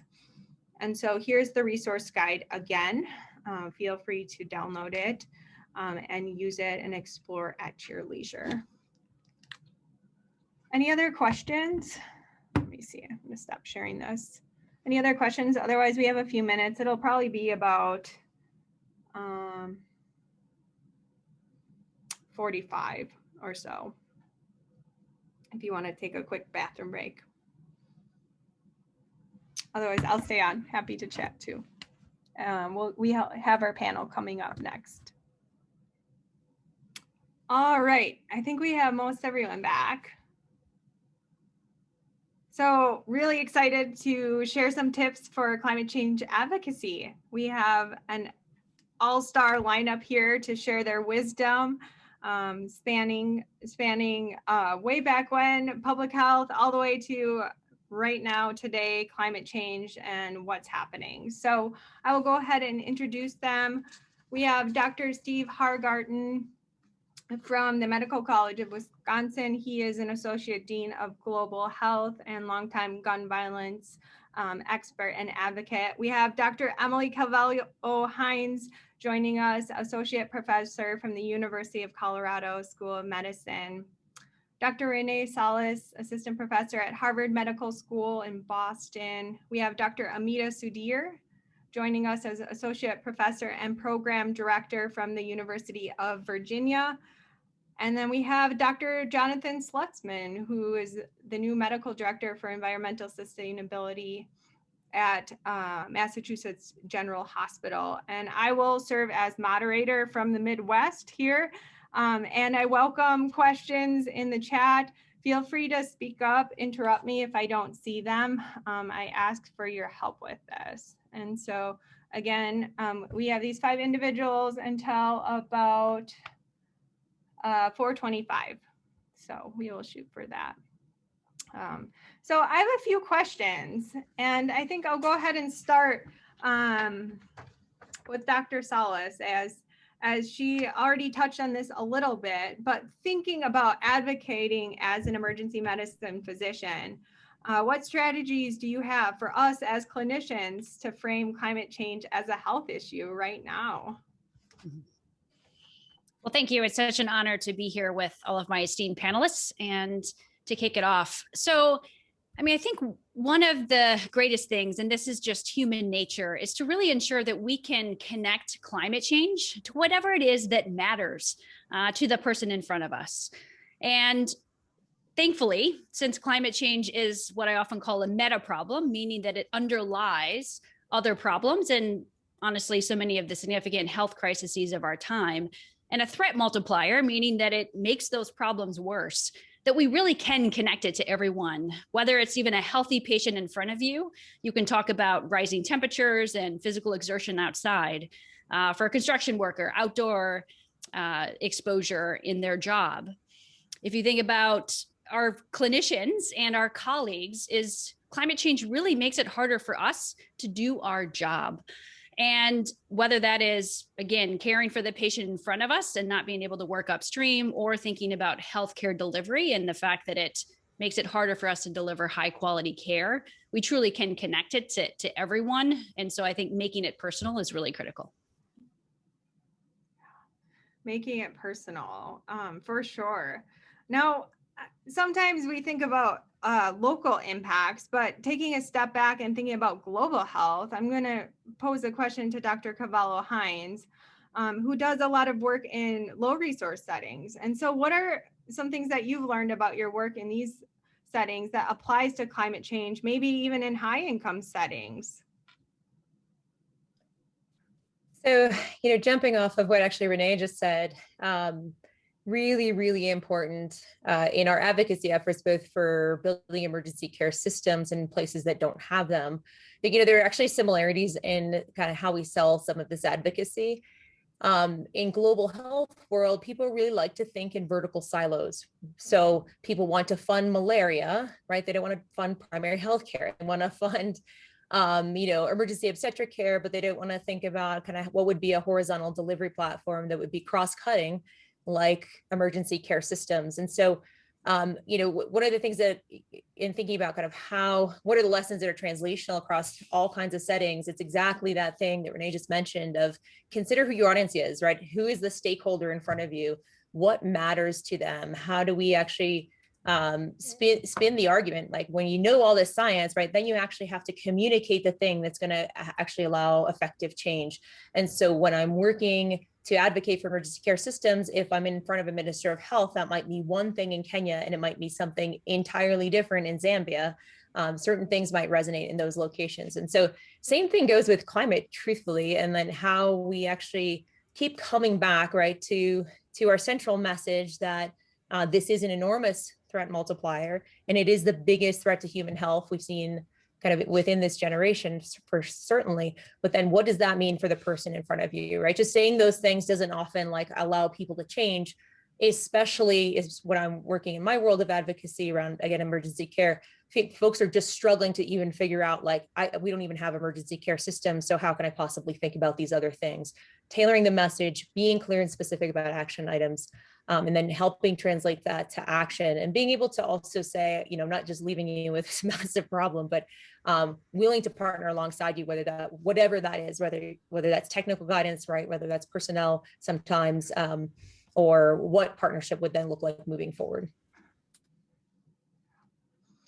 Dr. Hartgard, I'm going to go to you next. Building off of this idea of global health, do you think focusing on global emergency care actually enhances our local efforts and our ability to provide high quality care in these high income settings or resource rich settings? Or do you think sometimes it might even distract us? It's a great question. And building off on the comments, particularly from our colleague in Colorado, I think starting with the local issues, then build up the issues around global care.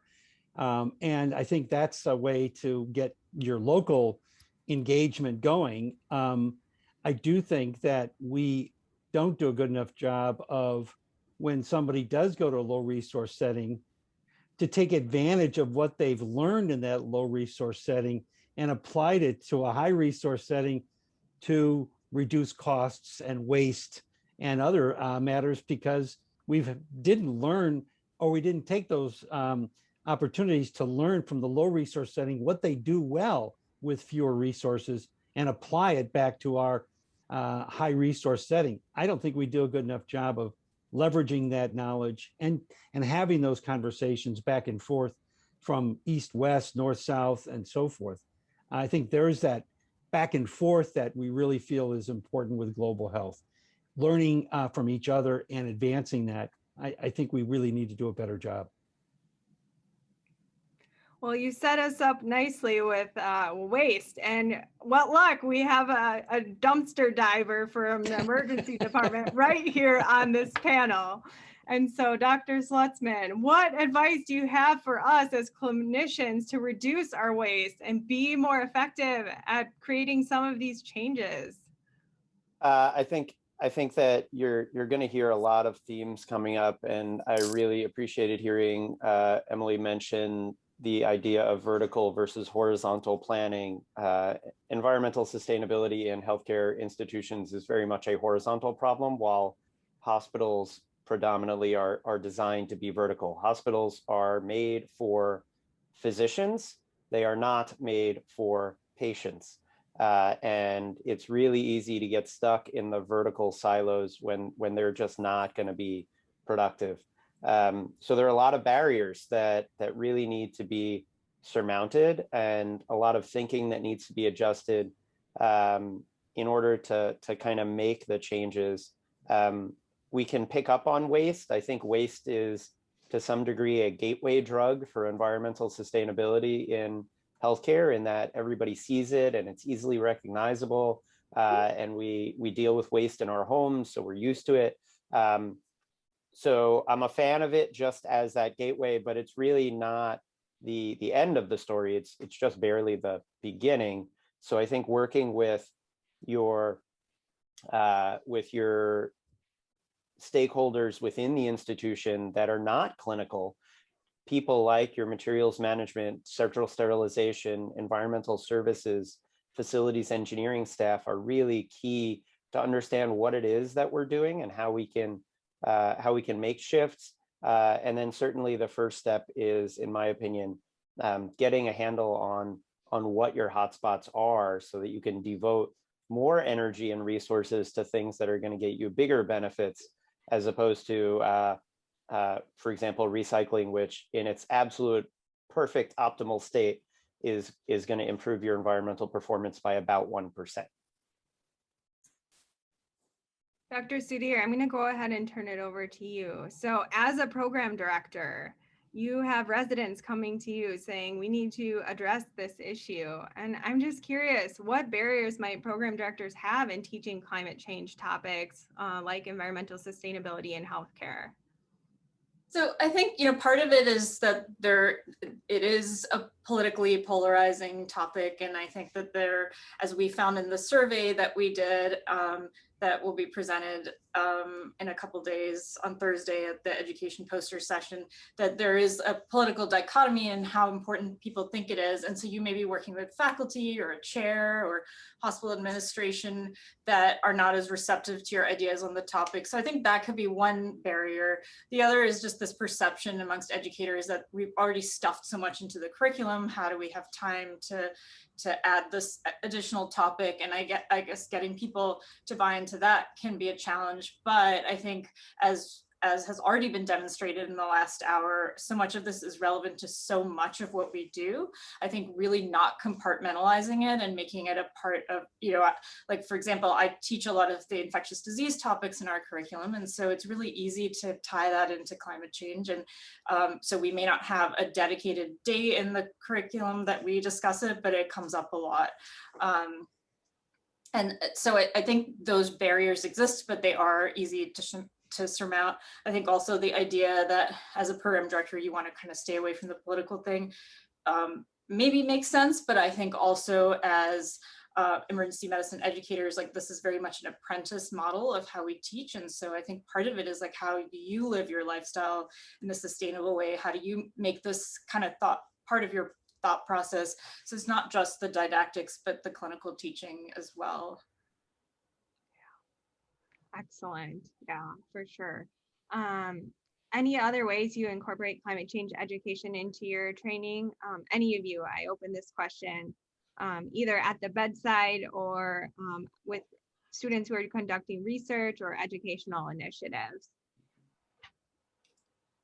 So I can quickly address that, but I'm sure there are a lot of other ways that other people on this call can add to it. I think, these are great topics to include in a lot of different ways in the curriculum. Simulation, for example. So the whole purpose of simulation in a residency curriculum is to teach decision making.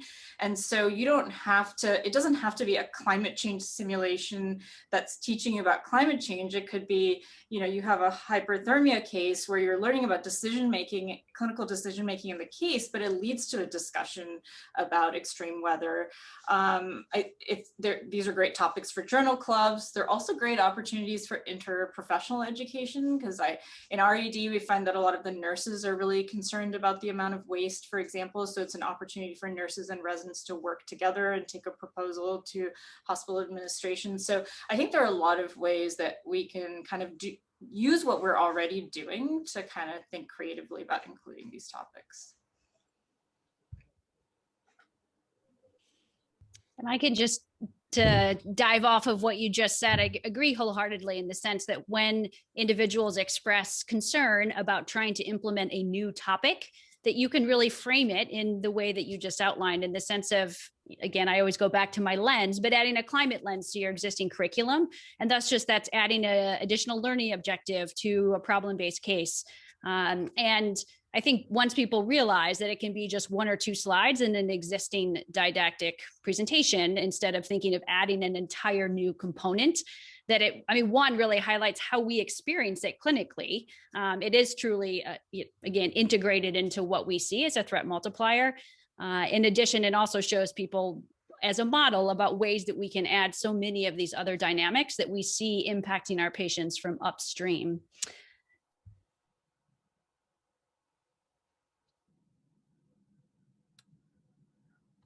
All right. I'm going to go ahead and say, what non-physician member of the community have you learned the most from? So thinking about meteorologists and environmental scientists and public health officials that make up the whole world that be climate change and human health, what have you learned? I will go ahead and pose it. Dr. Cavallo-Hines, would you like to start us off? Sure. I mean, I was just thinking of many different things that one has learned from very different players, right? But I think more recently, and especially in the times of COVID, right, we have learned in the last probably 5 years that our orientation of just providing the moral imperative of we should take action, so therefore let's go, is probably not going to be resonant among different political groups, right? You should be vaccinated, so therefore why aren't we at 90%, right, is also not resonant. So learning these things about actually communication and messaging, truthfully, and patience, right, and listening skills to those who have an entirely different agenda than I. These are things I am learning now, and I'm not learning them necessarily from the medical community, although we're starting to talk about that. I'm actually learning that from people who are particularly effective with public health messaging. And so that goes clearly to climate as well, about how do we engage, how do we move beyond the echo chamber, how do we engage other person groups and kind of what is important to them, and how do we reach them with just being a bit humble about kind of the way we've originally presented the message, and how do I personally need to pivot and what I'm saying, and having an expanded understanding of kind of what their context is. So those are the things I am thinking about now.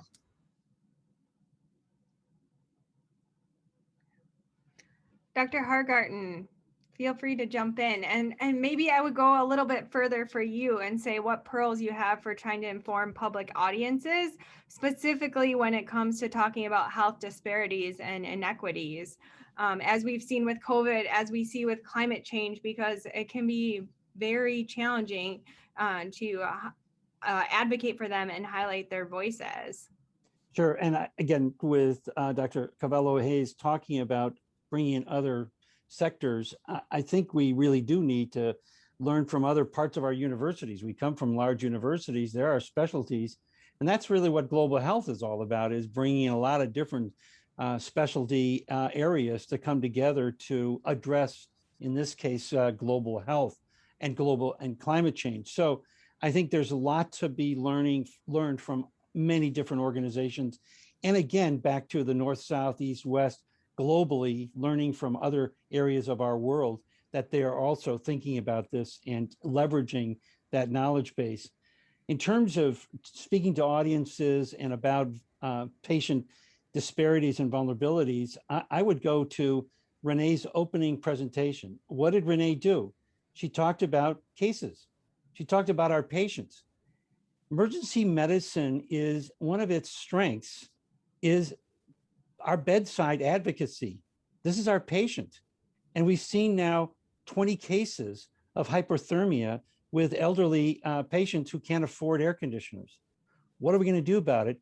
And that mantra of going upstream, I've felt that this was an important mantra. The riverbank parable that maybe many of you know about is the cry of the drowning person, and we keep on getting the drowning person, and we don't have any time to go upstream and find out what the hell's going on with people being pushed in to the river. So this upstream compelling part of what we do is so important, but it starts with the story of a patient. Then it moves to data. This is not just my patient. This is hundreds of patients or whatever that data gives it more presence to then when you're speaking to the audience, and again, know thy audience, what's going to resonate with them about these are some of the ways we can do something about it. And I've always felt that policies are our prescriptions for populations. We can give, an antibiotic for a pneumonia patient, but we can give a policy that affects populations at large or environments at large. And I think I learned that early on when I was advocating for seatbelt laws, where that's a population.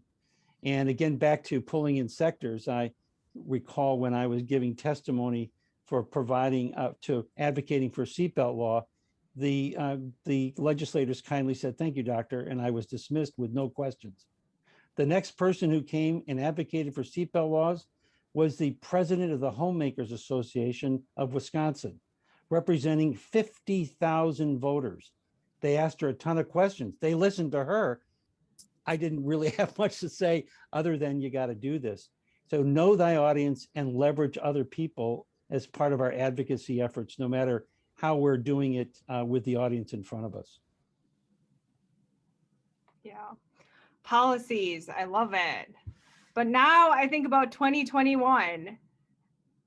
As academic emergency physicians, can we separate policies and politics from medicine? Or should clinicians really have a basic understanding of policy that we're teaching each other and teaching our trainees?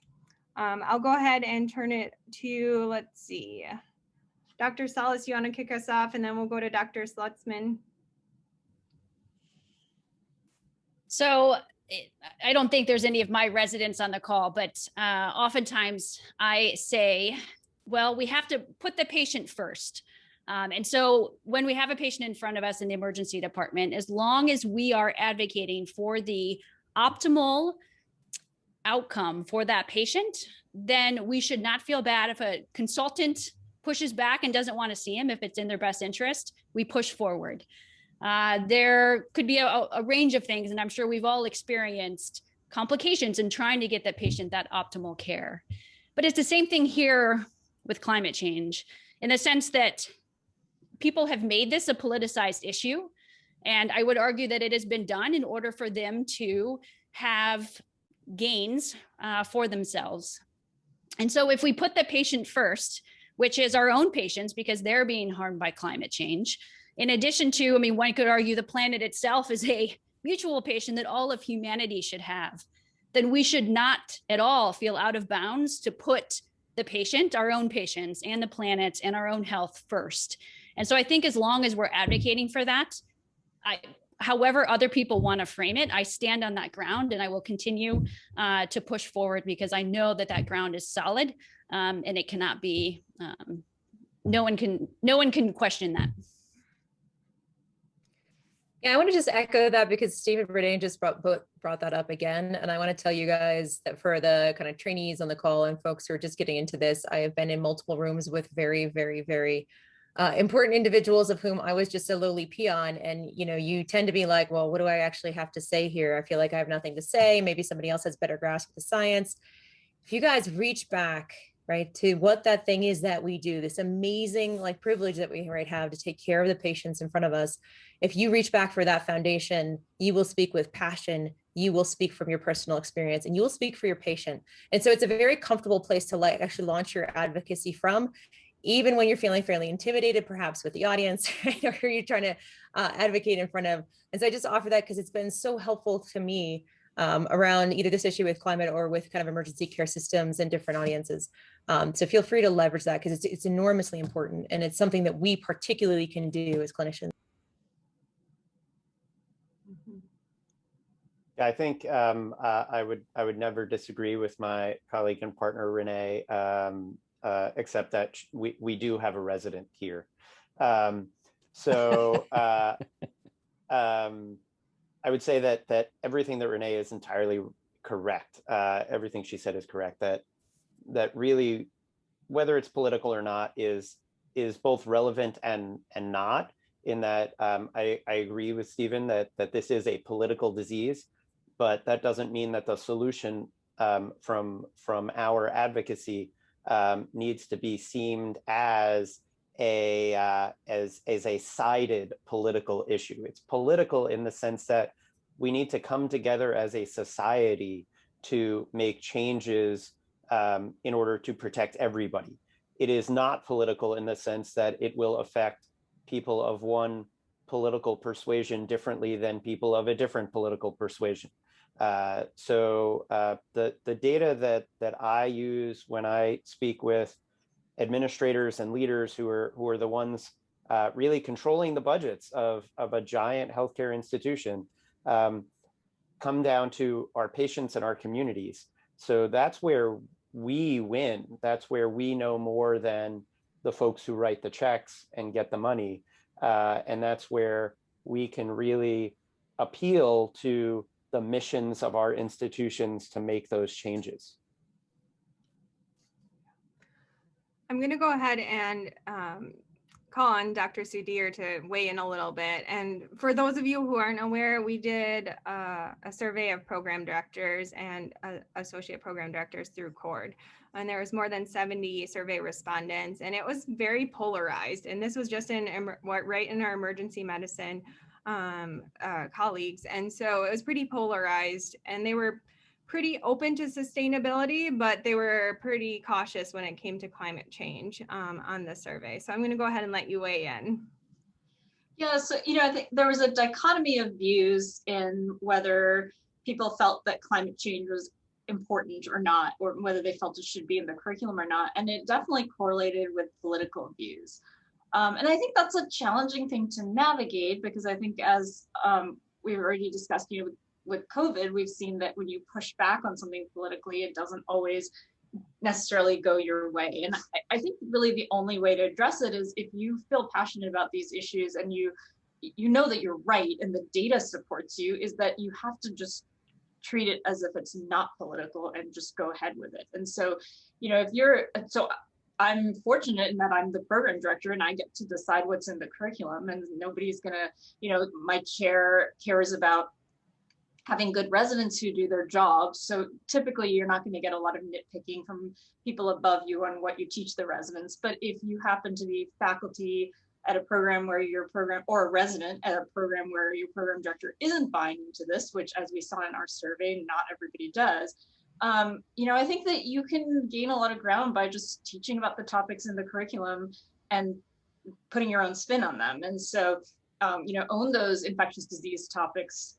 Do the tick-borne illness lecture. No program director is going to be angry that you want to do a lecture on an important topic.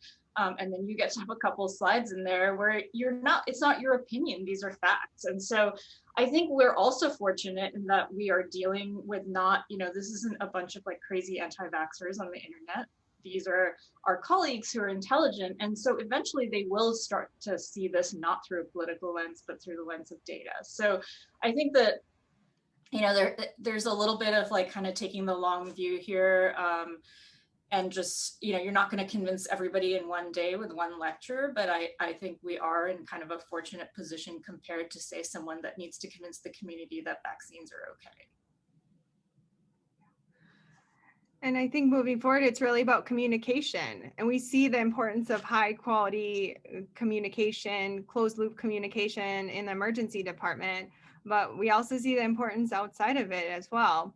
What are some tips you have for improving written and oral communication skills, whether you're a resident or medical student, or whether you've been in this for 5 or 10 years?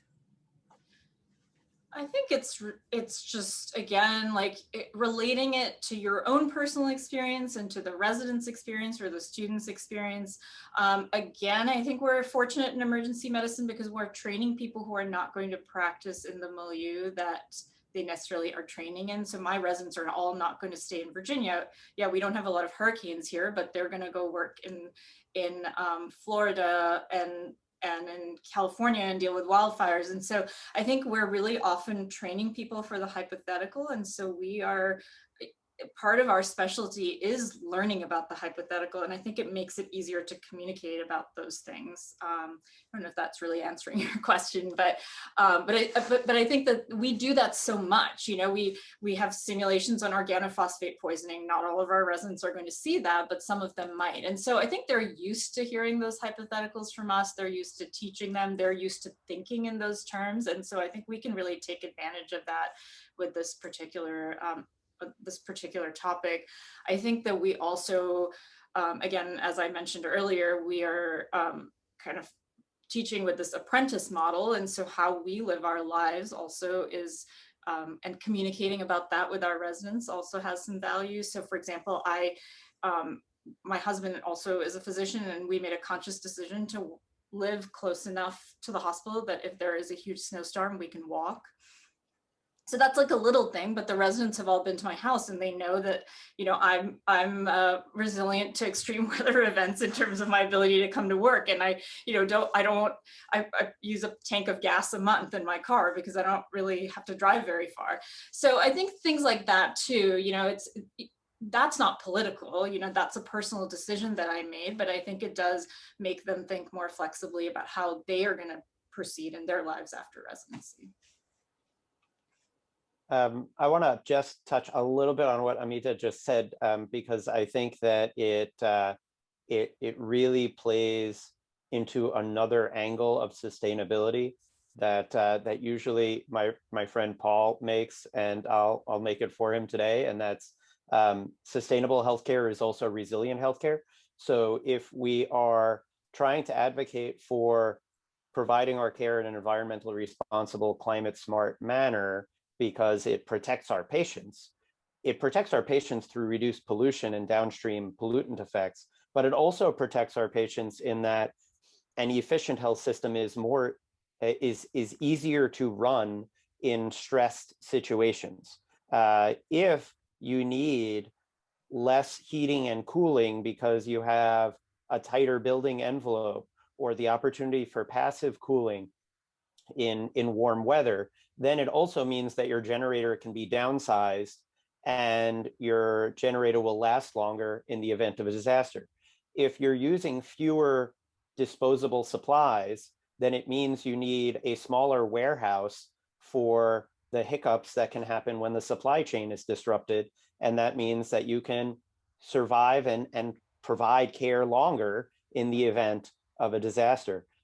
As we've seen. So if you want an example, you can look to UCLA, which before the COVID-19 pandemic had switched their precaution gowns from disposables to reusables, which they send out to laundry, like so many of the other things that we used to use.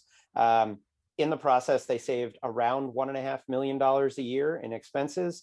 And when the rest of us were scrambling to find disposable precaution gowns at the beginning of the pandemic, UCLA was operating just fine. So the resilience argument is another one that can be made to the folks in charge. It strikes me, Jonathan, you just said something that's really important, and that is publishing these case studies. This UCLA study, it's a case study. And if we reflect on how toxicology has built its expertise It's been on case studies, case series.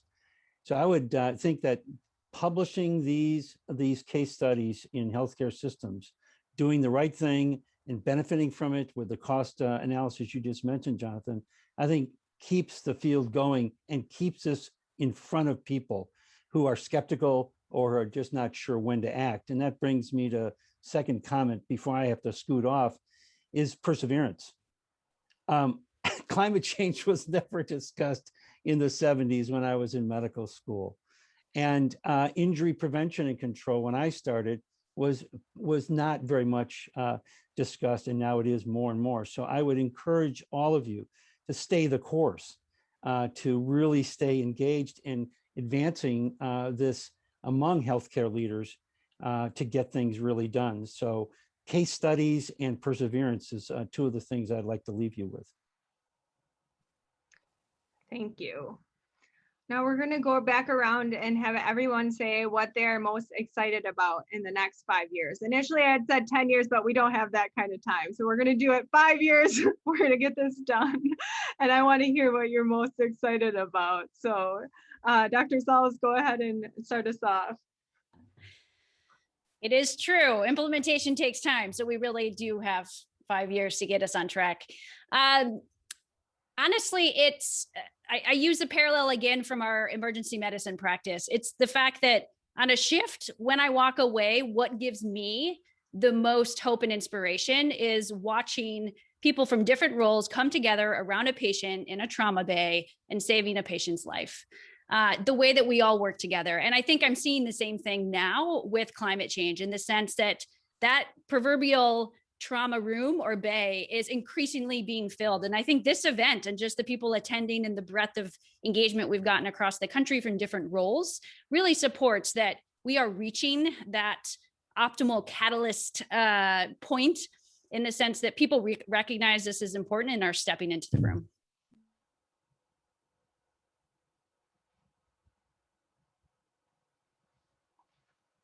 All right, Dr. Hargarten. Well, I build on that from Renee's great comments. I think this is very exciting in and itself. So I'm just excited to be here and to see this groundswell of activity that is continuing to grow. And I was reflecting on how our specialty has taken on these efforts, and that this is our lane, if you will. This seems to be another lane for emergency medicine. Toxicology, we became the leaders in toxicology from pediatrics. We're owners of the emergency airway. We are owners of emergency cardiac care. And from this series of presentations today, we're becoming owners, or becoming part of the ownership of climate change. And I'm genuinely excited about what I'm seeing here today. Dr. Cavallo-Hines. Yeah, from the global health standpoint and from our work around emergency care system advocacy, the thing I'm actually most excited about are two things. One is that because many emergency care systems are fairly nascent in building, and we are partnered with many different organizations who are actually able to influence the trajectory of that.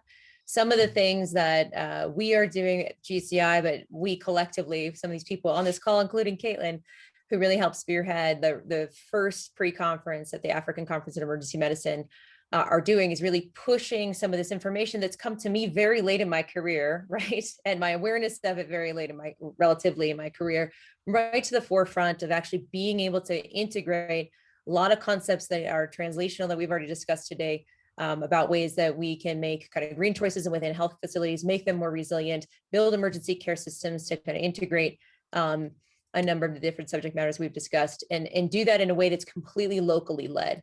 And so that, I think, is really the thing that I am most excited about in the next 5 years, is being able to help support, encourage, and launch really with our colleagues, especially in Afro region, their ability to advocate for themselves and to not have to retrofit their spaces, right?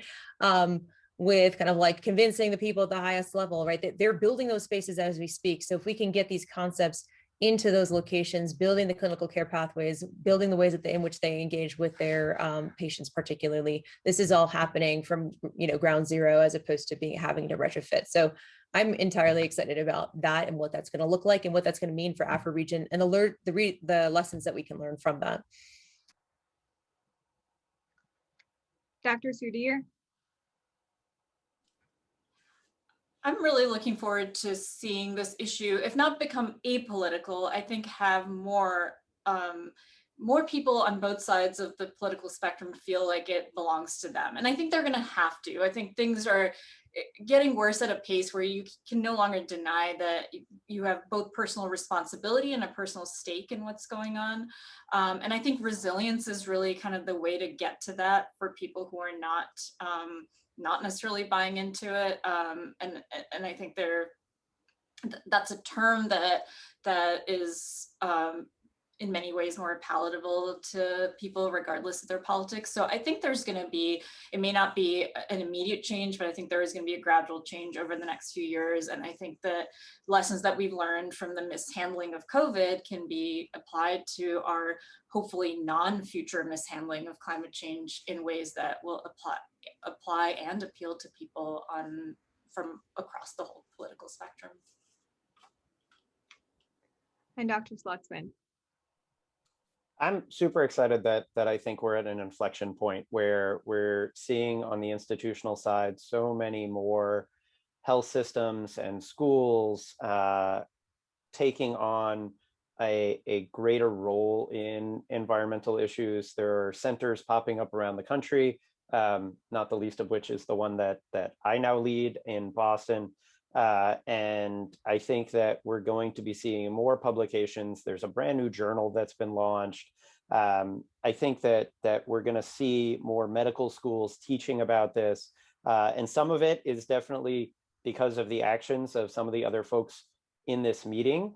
So I think that the way I've described it to people is that we spent a number of years sowing some seeds and they're germinating. So let's keep tilling our crops and we'll keep seeing great things grow. Thank you. And thank you to everyone who shared their stories and their wisdom. Thank you. So I will go ahead and share my slides again, and we will move on to the next session, but not first without a quick break. And so we are getting to the point in our discussion and our paid program where you may start to say, maybe I will turn my camera off or walk away. And so if you need a little inspiration, we have put together a climate change playlist for you to explore at your own convenience. Perhaps you go and speak to the Joint Budget and Finance Committee for 2 minutes and are feeling a little bit down and need to listen to Let It Go. This is your opportunity. So I'm sure you have many others. And then we will get ready for our final section, which is our 5 different cases.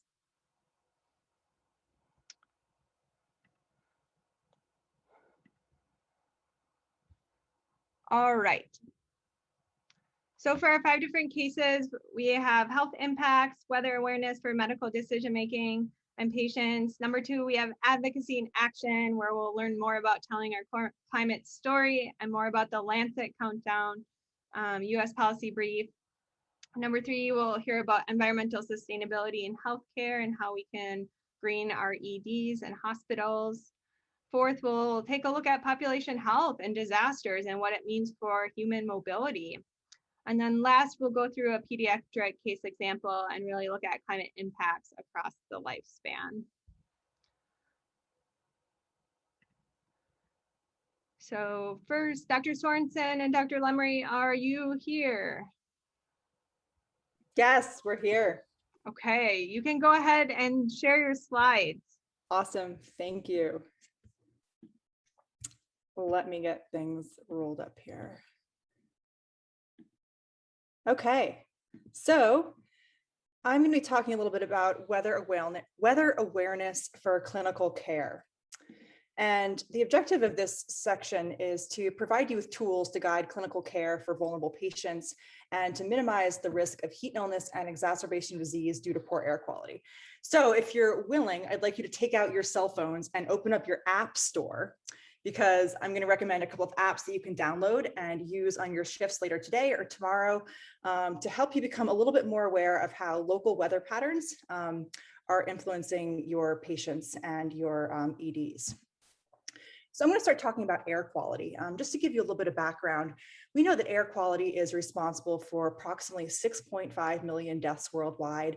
There's a range in these estimates from between 4 to 8, but we know that it carries a huge burden of disease. And just for perspective, that's 15 times more deaths each year than caused by all wars and all acts of violence, and 3 times more deaths than that caused by tuberculosis, malaria, and HIV combined. The World Health Organization estimates that 90% of the world population is actually breathing air right now that exceeds its guideline limits. So air quality is a huge problem. It's a problem everywhere. Here's a map kind of looking at the global mortality related to air pollution. As you can see, there's really significant hotspots in India and China and Russia, but we are not really out of the woods in the US here. We're kind of in the orange zone. But this is an average. So there are areas of the US that are incredibly high that can have air quality days as bad as Delhi. But this is kind of an average, and we definitely deal with a pretty significant burden of air quality disease in the US. Now, these high mortality rates are because exposure to air pollution causes system-wide organ dysfunction. Basically, air pollution causes inflammation both in the lungs as well as at a systemic level that can influence many different very common disease processes such as COPD, diabetes, ischemic heart disease, respiratory tract infections, lung cancer, stroke, and neonatal deaths. And what we're looking at here in these pie charts is data from the State of Global Air, where the blue in the pie chart is the contribution of air pollution to total global mortality from these diseases. So it's pretty huge. Now, what is air pollution? Like, what are we talking about here? So kind of 2 main constituents I want you to kind of come away knowing a little bit more about. The first thing we think about are particulates, and that's dust, right? That's tiny little particles that are airborne. They range in size from less than 1 micrometer to greater than 10.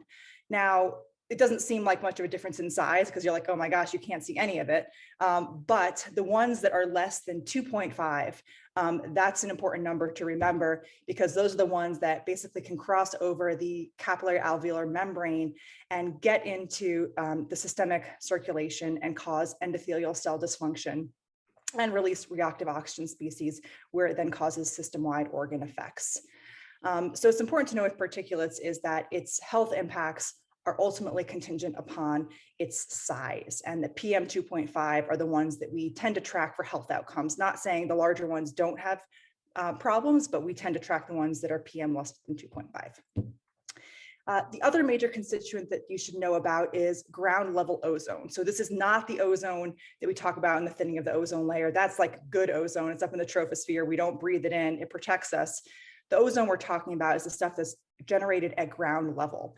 And it's actually a photochemically generated air pollutant that forms from primary particles that are emitted from fossil fuel burning. And we know with ozone is that the higher the temperature is, the faster these ozone O3 molecules are going to form. It's kind of like the chemistry experiment where like you add heat and like the reaction goes faster, right? Ozone is bad because it induces airway hyperresponsiveness and inflammation, and is associated with both short-term and long-term mortality. So as we can see here, this is a study where they are projecting future climate scenarios, looking at possible ozone distribution across the US. And again, we can see that it's not distributed evenly, right? There's going to be pockets that have way more risk.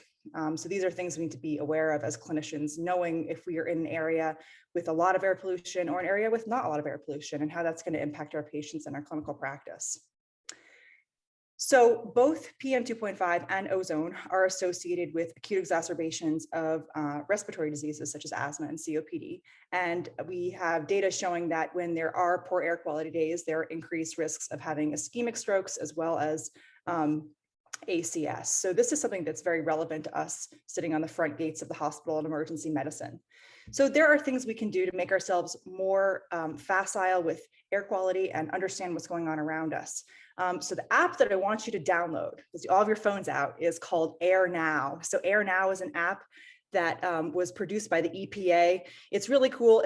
It's going to want to know where you are, and I think you got to kind of give it access to where you are, because it will tell you the air quality where you're sitting right now, and it will tell you what the air quality is going to be tomorrow. And what the air quality is going to report out at is an AQI, which is an air quality index. It ranges from 0 to 500. I don't know if that's arbitrary, if there's a reason why that's the scale, but it's kind of striated in terms of colors, which correspond to different levels of risk. So obviously green is good. This dark maroon color is very bad. But that's sort of how we are able to sort of decipher what the air quality is. So this is a cool app that you can use when you're in practice, and also an app that you could share with patients who have vulnerabilities to respiratory or cardiovascular conditions. So, you know, the next question is, so, okay, so let's say you pull up your app and it's red, you know, what do you do? How do you advise your patients, right? So I think there's, you know, 3 main things you can advise patients. One is that when the air quality is bad, they can avoid going outside, especially during the heat of the day when the ozone is going to be the worst. And if they are going to go outside, that they should avoid areas of high motor vehicle activity. Now, if you're going to have patients stay inside, the caveat to that is indoor air quality can also be bad, depending on the housing situation. So patients with really bad respiratory disease, you know, we need more support for these types of initiatives, but they need air filters in their homes to actually help them with their air quality. And that's sort of part of a larger initiative to help protect patients against it. But avoiding going outside is generally advisable. The second thing we can do to advise patients is to make sure they have rescue inhalers with them, right? Make sure they have refills on their duo nebs for their home nebulizers, make sure they have albuterol. And the third thing I always think about is the caregivers, is the relatives, and make sure that they know how to recognize signs of respiratory distress, especially in children, especially in elderly, because it can be subtle, it can be different, and give them instructions as to what to do if they think that their loved one is experiencing respiratory issues. So I'll leave you with that, and I'll turn it over to Jay Lemry. I hope you enjoy the Air Now app, and Jay will talk about heat. I do. I think there's another app at the end of this little slide set too. So let me do this. Cool. You guys confirming you can see my slides? Yeah, thanks. Yeah, so heat, you know, heat kills, and the 10 of the hottest, the warmest years on record have been since 2005. So we know that this is obviously, I don't have to tell this group, but it's it's a real problem, particularly as not only the weather is getting warmer in a geographic area, but if you can imagine, that bell curve is getting a little bit flatter. So if you think about that hot tail, we're seeing heat waves well beyond historical experience. So that's really where we catch even resource-rich places off guard. Nothing epitomizes climate change as a disease of vulnerability to me more than heat. So we think about the elderly and all the meds that they take, which can be, their side effects can be exacerbated by heat. The comorbidities, we think about athletes as well. So just the healthy people, especially here in Colorado, where we have all these triathletes training, and then they can get caught off guard, especially during a bad heat wave with poor air quality as well. They synergize. Workers are extremely vulnerable, particularly worldwide. This is a real global health issue. There's a great paper that came out 5 years ago where they predicted in certain parts of the Middle East, particularly the Gulf states, that because of the humidity, that during certain, actually big parts of the day in the summer, it would be physiologically impossible for the human body to cool off. So being just outside is a big risk factor. We've done research here with our nephrologists at CU and looking at chronic kidney disease in field workers with a phenomenon called Mesoamerican nephropathy in Guatemala and El Salvador, where they're experiencing chronic kidney disease, and of course in a place where there's very poor access to healthcare and certainly no dialysis or anything like that. So again, really, this is a disease of vulnerability. I'll just also say one other thing that's really important, which is in this deck, is to think about the urban heat island effect, which can add 7 to 12 degrees during heat waves of a particular neighborhood within a city geography. You know, most of the people in the world now live in cities, so it's over half. So cities themselves are risk factors. And the heat island effect, for those that don't know, is places that have a lot of built environment, not much green space, can't cool off it at night, as well as say green space and green parks. And of course, those are the places where the affluent live and the poor lower socioeconomic groups live in places with a lot of built environment. So it really is a disproportionate heat wave that they suffer. Again, it's a socioeconomic vulnerability. So there's a lot here beyond what we can talk about from this short presentation. When it comes to us as clinicians being aware, you know, how hot is hot, you know, this app, for instance, is not good. So we're not going to download that one. This is sort of a generic, typical weather app. And we're going to look at other things that measure the human physiologic stress to heat a little bit more accurate. So you guys know heat index and other measurements like wet bulb globe temperature. Heat index is measured in the shade, so it doesn't account for radiant heat load, radiant sunlight. Uses temperature and relative humidity. So it is important because it's the humidity plays a big role, and that's important to understand that it impairs our ability to sweat, high humidity. The wet bulb globe temperature is used by occupational healthcare providers, athletes, you know, training guidelines, for instance, for sports teams, and it really accounts for temperature, relative humidity, radiant heat, as well as cloud cover and wind. So it's a little bit more of a more thorough assessment of what the ambient heat how it'll be experienced by the human body. There are many apps to get. CC, I don't know if you're still around, you want to talk about this, but there's an OSHA, and I think HIOSH is a Hawaiian, the Hawaiian OSHA or an state agency that really look at this in a more global, that wet bulb globe temperature to really assess what that local environment is in terms of the heat stress upon the human body. So I don't know if CC or, oh yeah, there you are. Yeah, this is a great app that you can also download, and it basically will give you a local real-time measure of the heat index. And also, as you can see on the bottom, you can sort of scroll across, and it gives sort of first aid advice for heat stroke and heat exhaustion that you can use. Well, the idea is that workers or people out in the field can use to either diagnose it themselves or in another worker. So this is an interesting app to kind of play around with, and it could be applicable to any one of your patients who you know is at risk of experiencing heat stroke. You know, I think about you know, walking across a parking lot on a hot summer day where you know, with the grocery bag, and you know, a young healthy person's pulse may go up 15, 20 beats. You know, that is enough to really push over the edge someone on oxygen or on a diuretic. There was a fascinating paper, a very powerful paper a few years ago. I know there were some authors at the Harvard School of Public Health who said every 1 degree increase in centigrade increases the death rate for those with very common comorbidities. So diabetes, coronary artery disease, CHF, anywhere between 2.5% and 4% for each increase in 1 degree centigrade. Very powerful demonstration of just how heat kills, particularly as it slowly, insidiously increases. So anyway, we'll stop there and looking forward to more discussion. Thank you. All right. So our next session, I'm going to go ahead and share my screen quick.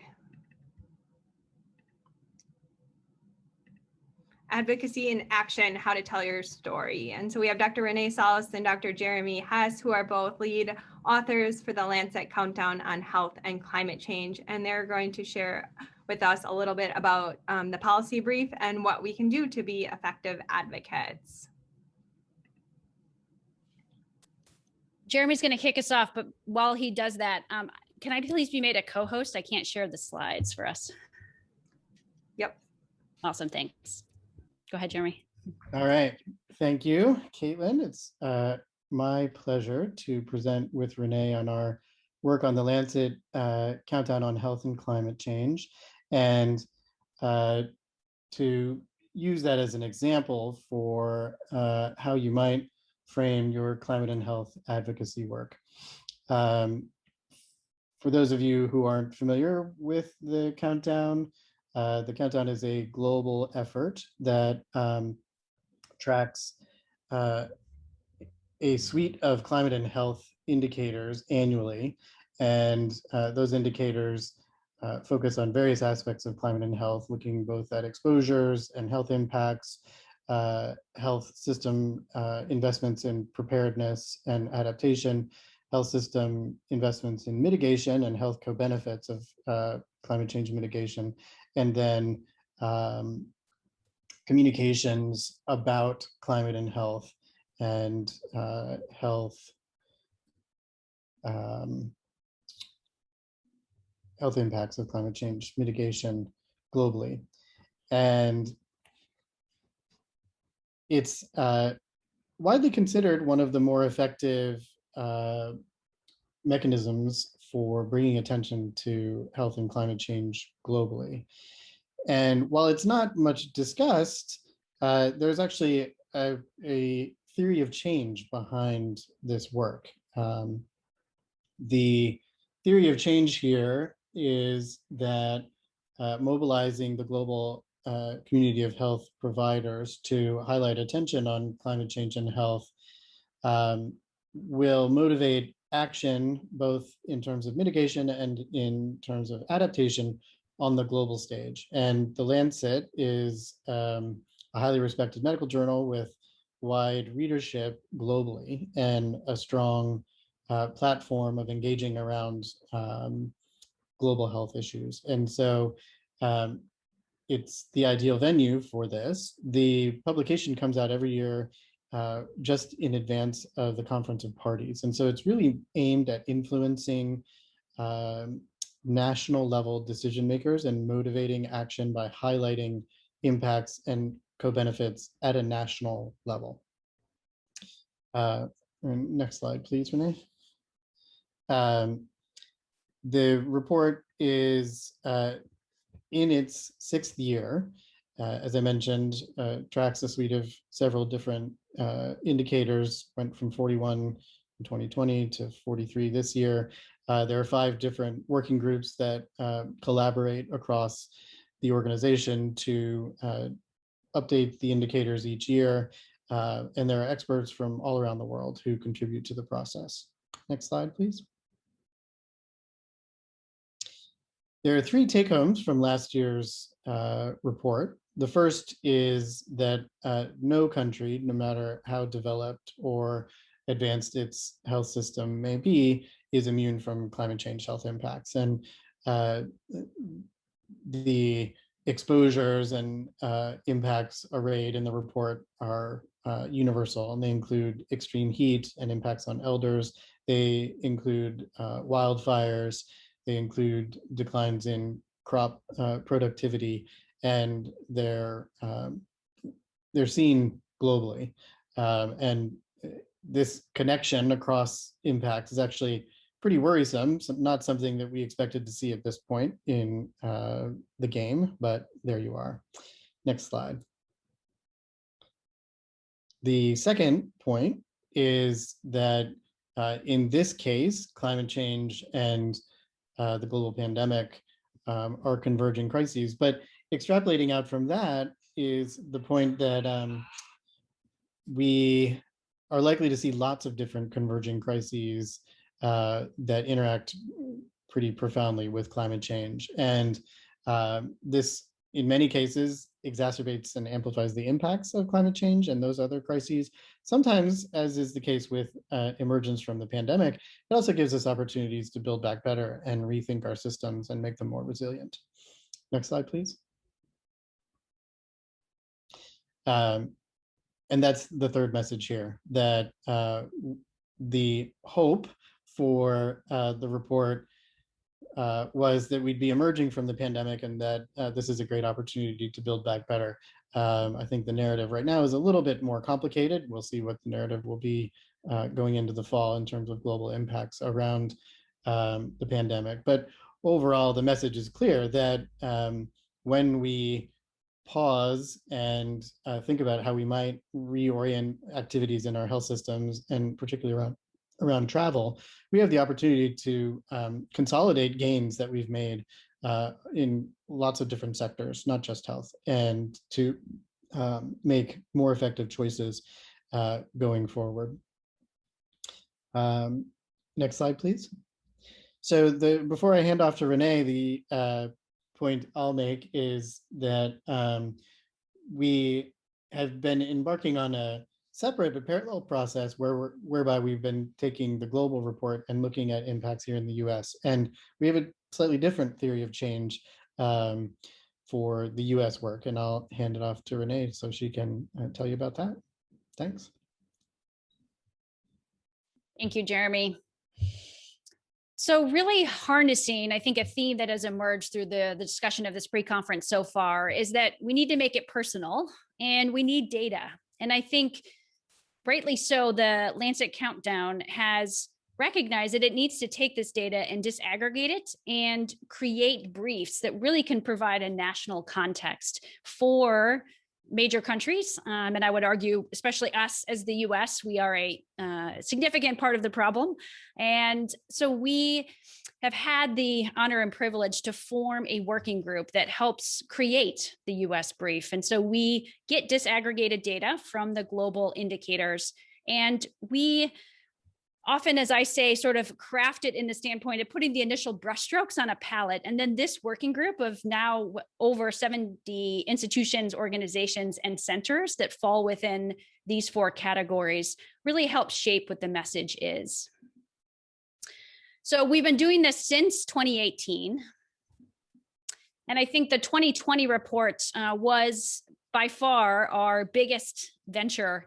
And we do this all on a volunteer basis, and as just everyone within the working group volunteers their time. But we were able to not only produce the report in PDFs, but also translate it into Spanish. So we have the brief itself, which presents the new data for the US, in addition to adding peer-reviewed literature that helps supplement it. And I think for us, we especially took a focus on health equity. And then we also had an appendix where we had case studies that were written by members of our working group that really tries to add a qualitative depth to the quantitative numbers. To quote Howard Frumkin, he always says that numbers numb, but stories stick. And I think that is something that we've also talked about today, but recognizing that we need to tell the stories and put the faces on this data. And that is something that we powerfully can do as clinicians and as emergency medicine physicians. So here's an example of a case study where we really focused on Hurricane Laura and talked about the compounding crises, as Jeremy hinted at, with climate change, COVID-19, and health disparities from structural racism and environmental injustice. So these were the 6 recommendations. So I think when you're telling your climate story, another really important piece is to have actions. Because again, there's a lot of bad news that we can deliver around this. And unfortunately, as Jeremy said, the 2020 report was bad news, but there is a path forward and we have to really focus on action and translate this in a positive way, because there is enormous opportunity for us to move forward and rise above multiple health crises at once. So I encourage you to explore this more on the website, because we also have interactive HTML versions, and you will see the 6 recommendations here. Another key feature we really focus on is an infographic, and we usually develop 1 or 2 a year and really prioritize that. And this year, we focused on really trying to hit home the point that air pollution and climate change both arise from the same root cause, but then that means that we can have a near-term benefit of improving air quality. And that can happen really quickly, as we've seen with the pandemic. I mean, people are seeing horizons in cities that are far off or not that far off that they have never seen before. And we know air pollution has significant comorbidities, or creates significant comorbidities, as you see here in the infographic. And so we can begin improving health now by transitioning away from fossil fuels. We also really wanted to provide a really diverse perspective. And I think this launch for 2020 was virtual, as not of no surprise to anyone. But we really tried to ensure that different voices were heard, and even those that are outside of the health sector. Another theme from today is that multidisciplinary engagement. And as you can see, we had Drew Scott, who was from Property Brothers, including a climate scientist, Catherine Hayhoe.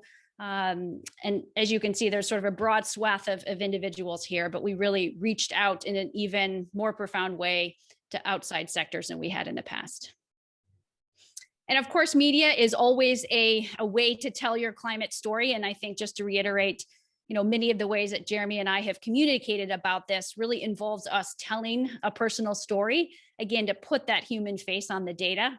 We've had the opportunity to meet with people in DC, talk with other leaders like Stacey Abrams, and have been able to really bring in some significant influencers to the conversation, such as former Surgeon General Vivek Murthy, who is now current General Vivek Murthy as well. So I think with that, I hope that this can be a example of a way in which we really are trying to take the evidence to action model to be able to use data in order to put health and health equity central to climate action. Thank you.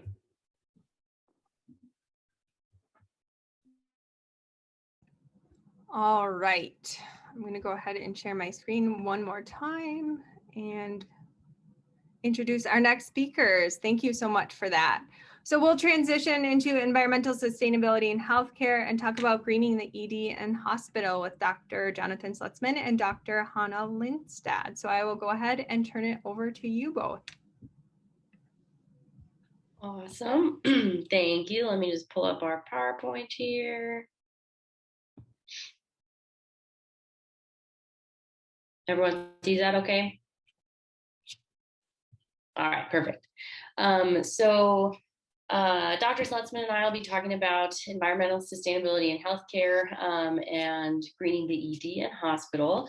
So first, we'll just briefly touch on healthcare's contribution to climate change, which is sort of the different side of the coin to climate change and health, but extremely important for us all to be aware of and hopefully take action on.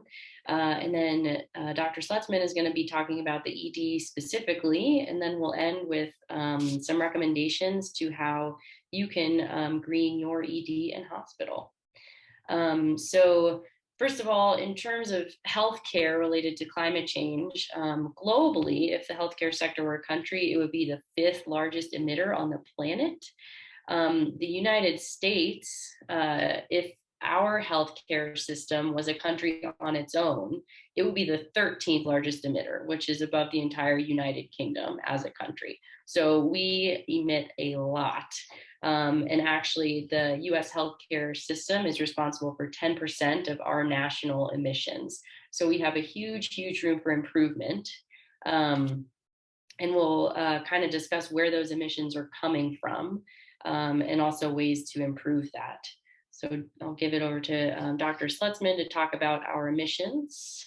Thank you, Dr. Lindstad. So healthcare, as Hannah just said, is supremely emissions intensive, and there are lots of reasons for it. First is looking at energy, which for many institutions is a large fraction, but somewhat surprising to some, not the largest fraction of our emissions.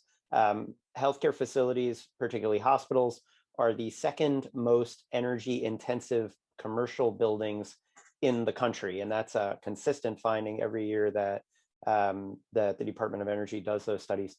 And we emit in a few different categories that we divide into scopes according to the greenhouse gas protocol for inventorying. Scope 1 being direct emissions under the control of the institution, essentially on site. So things like burning fuel on site for heat, or your vehicles that you happen to own.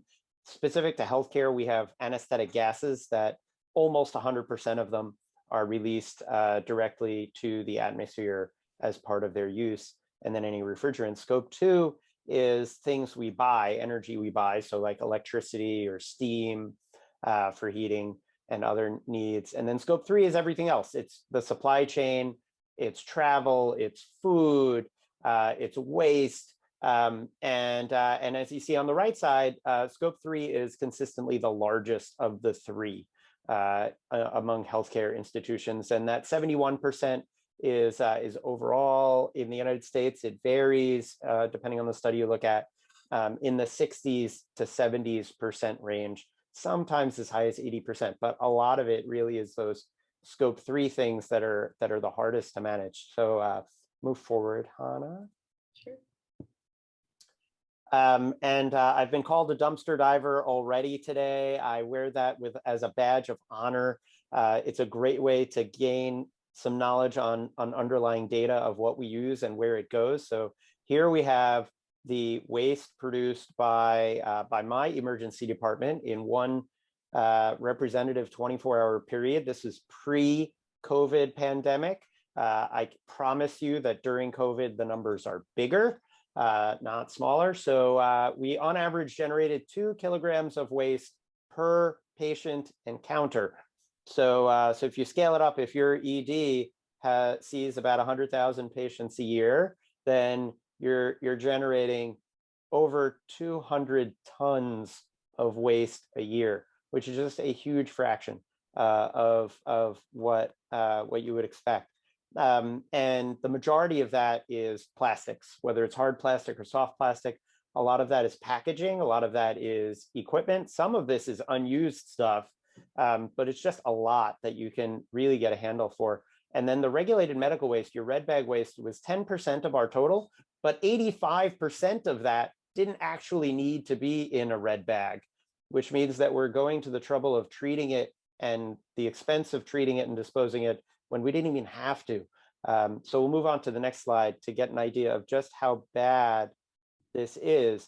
Just disposing of our waste from one day was the equivalent of driving an average car in the United States 7,700 miles, which, especially during the pandemic, but even a regular year, is more than I drive my car in a year. So one day of ED waste, just disposing of that waste, is more than driving my car. So we'll move ahead and see what we can do about it.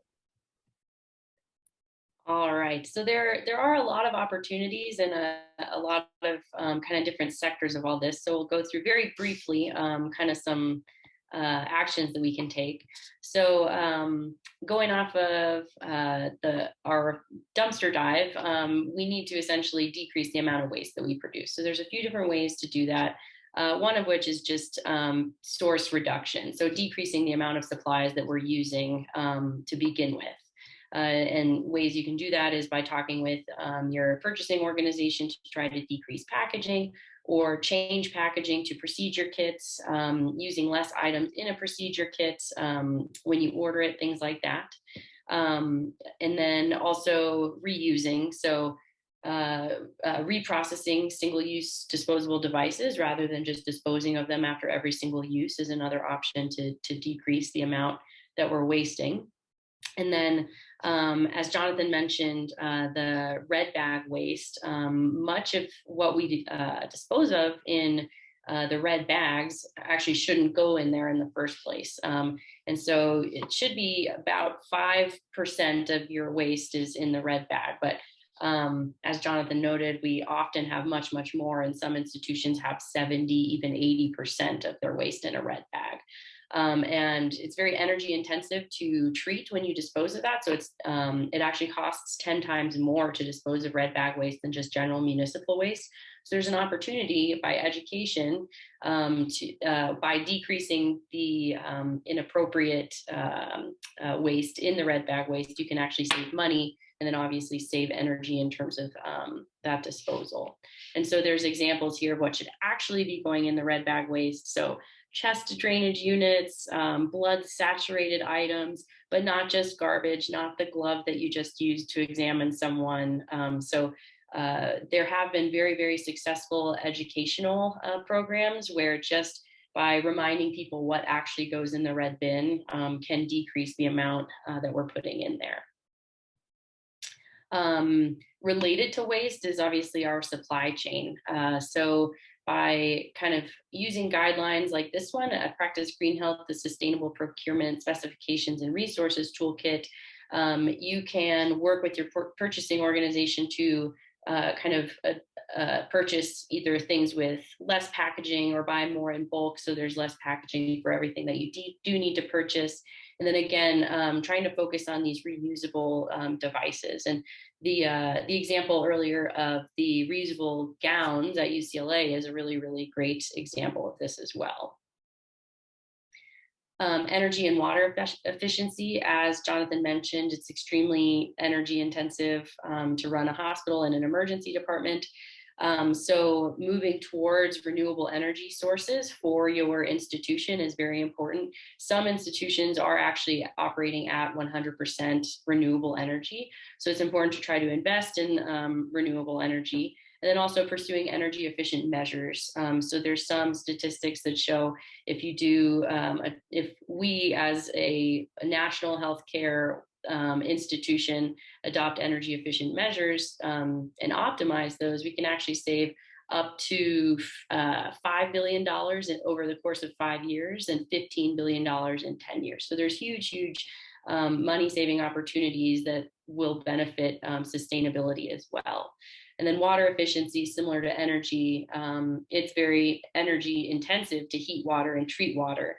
And so by making sure that you have the most energy or the most water efficient appliances and things like that is equally important. And so there's something called the Energy Star Portfolio Manager that helps institutions benchmark their energy and water use, which can be really, really helpful, especially when starting out trying to become more energy and water efficient in an institution. Chemicals and pharmaceuticals are also an important area to think about. So we're all familiar with how much chemicals are used in our emergency department, especially after COVID and during COVID, obviously. So there are things like Green Seal and Eco Logo, which can help tell you which cleaning products are more environmentally preferable to use rather than others. And then also something that actually is pretty easily within our own control as providers is pharmaceutical use. So being very, very cognizant of how much you're prescribing, how many refills you're giving, just thinking about each pharmaceutical that you prescribe or use, there is energy that goes into packaging that, there's waste after that packaging has been used. Often many of these pharmaceuticals make their way into our environment anyway. So just thinking twice about, do I really need to give 14 days of this pill? Do I need to give 3 refills? Things like that are just small actions that you can make that actually do make a difference. Transportation is another important aspect. And so there's quite a few different ways in the healthcare system to change for the better. So we're all familiar with our ambulances, obviously, but there's the opportunity to transition to electric vehicles, and some institutions have done that in the United States as well as in Europe. And then encouraging staff to actively commute to work rather than drive every day. And then something that I think is obviously much, much more common now after COVID is telehealth. So that decreases transportation and fossil fuel combustion from patients having to go in to the hospital itself. I think probably most importantly right now is education. So using your voice as a healthcare provider, both in talking with your coworkers as well as your patients about climate change and health and about interventions we can make in our own healthcare sector in order to mitigate and adapt to climate change, I think is extremely important. So normalizing the conversation that this is something that physicians and providers need to be involved in is a great use of your voice. So again, the US healthcare system contributes very significantly to our emissions, and we have very valuable voices to try to change that. And that is it. Thank you.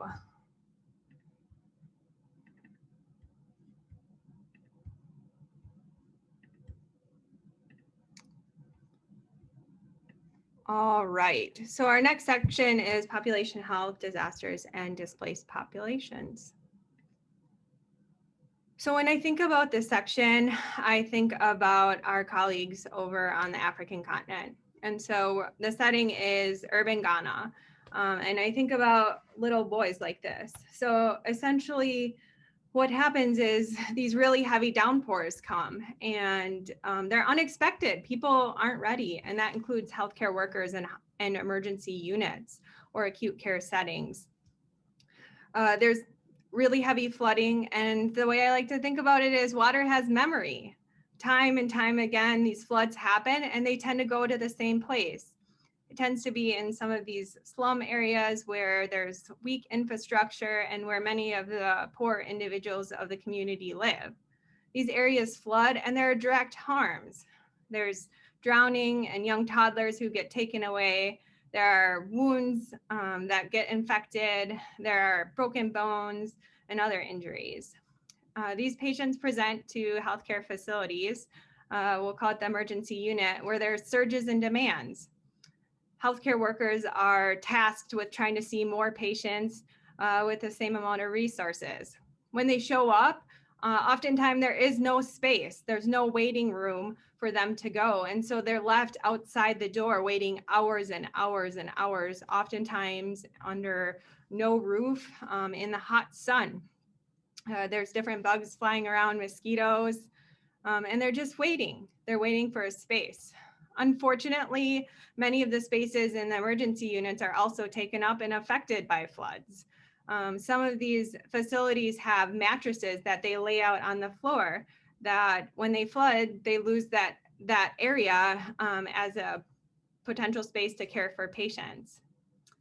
Also thinking about patient care and loss of space, it's not only for the living, but it's for the dead. And so when these people die, many of the morgues are filled up. And so they're left trying to decide what to do with these bodies. Healthcare workers are also strained. Our colleagues over there, there's often nursing shortages. And even so, many of the grounds have clay, for example, and when it floods, they're trying to push gurneys or wheelchairs that get stuck. There's a story of one of the nurses who slipped and she actually broke her leg. And so then they lost another nurse. Unfortunately, these effects last weeks, months, or even years.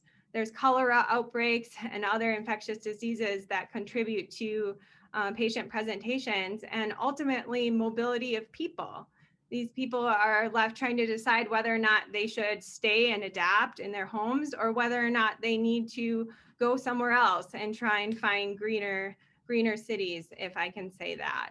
And so I think that gives us many parallels, even in high income settings, even within the last year in many of the hotspots with COVID, when it comes to preparing for extreme weather events. This was one of the articles. I really like this framework, looking at extreme weather events. They focused on flooding and heat, and then looking at poor urban conditions. Again, reminding us time and time again about these health impacts that have disproportionate impacts across these urban locations. There's health facility disruptions and there's community disruptions. And it creates this complex network and mix of disrupted healthcare delivery, as well as changing demands for care. But the good part is, and I love that it's on the bottom, is that we can adapt and build resilience. That doesn't mean just within our own hospitals and emergency units, but within our communities. How do we mobilize resources and address local threats? Again, just as a reminder, all of us are at risk for the effects of climate change, but some people are worse off. Right here in the United States, this is from the National Climate Assessment. We look at the extremes of age, biologic risk factors, the very young, the very old, and then thinking about low-income communities where they tend to flood or be exposed to extreme heat time and time again. Our researchers and colleagues are continually trying to improve this lens of social equity during disasters. This was a recent EOS report from March, and I'll share the link with you guys. But they were, again, trying to map vulnerability and preparedness and how can we predict which areas are going to be the hardest hit across the United States. Looking at historical policies like redlining, we also see increased risk. And so this is one example with flooding. It was in Sacramento, and they looked at redlined areas and yellow line neighborhoods facing flood risk. You can see that there's the top 10 metro areas, and there's a greater share of homes in these redlined areas at risk for flooding. This is in California, in New York, in Maine, in Illinois, in Indiana. It's across our entire country. And so again, continually recognizing how these historical policies are impacting exposure and ultimately risk for poor health for our patients. Now, Healthcare Without Harm is one organization working to address this. They came out with this report, Safe Haven in the Storm, a few years ago, but it looked at the impact on hospitals right here in the United States. Now, severe storms, flooding, extreme temperatures, wildfires are having widespread effects on human health. We've talked about those. We've talked about the health repercussions, but there's also community disruptions. Thinking about critical utility infrastructure outages, power outages, sanitation, and creating this slurry mixture where you don't have potable water. Transportation disruptions. I think about transportation disruptions for emergency medical services. What happens when our ambulance cannot cross the road and get to patients on the other side of the river where it always floods? There's also government disruptions, and that comes for law enforcement and keeping us safe. Thinking about security and officers within our own emergency units is really important. And some of that can breach as well during times of disaster and increased demand. Closure and then other disruptions leading to treatment delays and lack of access to medications. There was a recent article that came out in Health Affairs looking at pharmacies, and there were specific neighborhoods, especially in Black and Brown communities, where they didn't have the same access to pharmacies as many other neighborhoods and cities. What does that mean during times of disaster? And of course, various other financial pressures of a healthcare system. Now, looking at mobility, we know that during times of extreme weather events, people migrate and again, try and get away. After Hurricane Katrina hit, 800,000 people are displaced all around the country. And this is measured by a federal emergency assistance. Thinking about it from a research standpoint, how do we better measure the impact of any of these events, not only in the short term, but also the long term? Now, I think Dr. Bittinger is on. He's going to help take a global perspective and a global look at some of the frameworks that are available to guide our preparedness when it comes to disaster management. Yeah, thank you so much, Dr. Rubley. I think it is probably evident to all of you, these effects are not. I got muted somehow. Am I unmuted? Can you hear me now? Yes, okay. These effects are not limited to developing or developed nations. They really are all across the planet, where we obviously have climate threats across the planet. And very sadly, it's a truism that vulnerable populations, the most vulnerable in any given community, are going to probably be the most vulnerable to the effects of climate change. And so those who live in the areas most prone to flood are likely to be, again, the poorest. Those who live on the hillside that is most vulnerable to mudslides, again, are going to be the poorest in the informal housing structures that are there. And, those with the least ability to flee climate hazards are going to be the poorest, right? So the people who have the ability for a foreseeable threat to leave are going to be those with means. Those who can't leave are going to be the ones that suffer. So, we already talked much earlier about climate-related threats, and you can see that, even in 2016, the 10 largest events that displaced populations were climate-related. Typhoons and I think everybody knows typhoons and hurricanes are the same thing. Just depends on where on the planet you are as far as what word you use. but also just precipitation-based flooding. Next slide. You know, and again, you have to understand that, excuse me, there really are lots of ways, both sort of obvious and much more insidious, in which climate change makes people more vulnerable.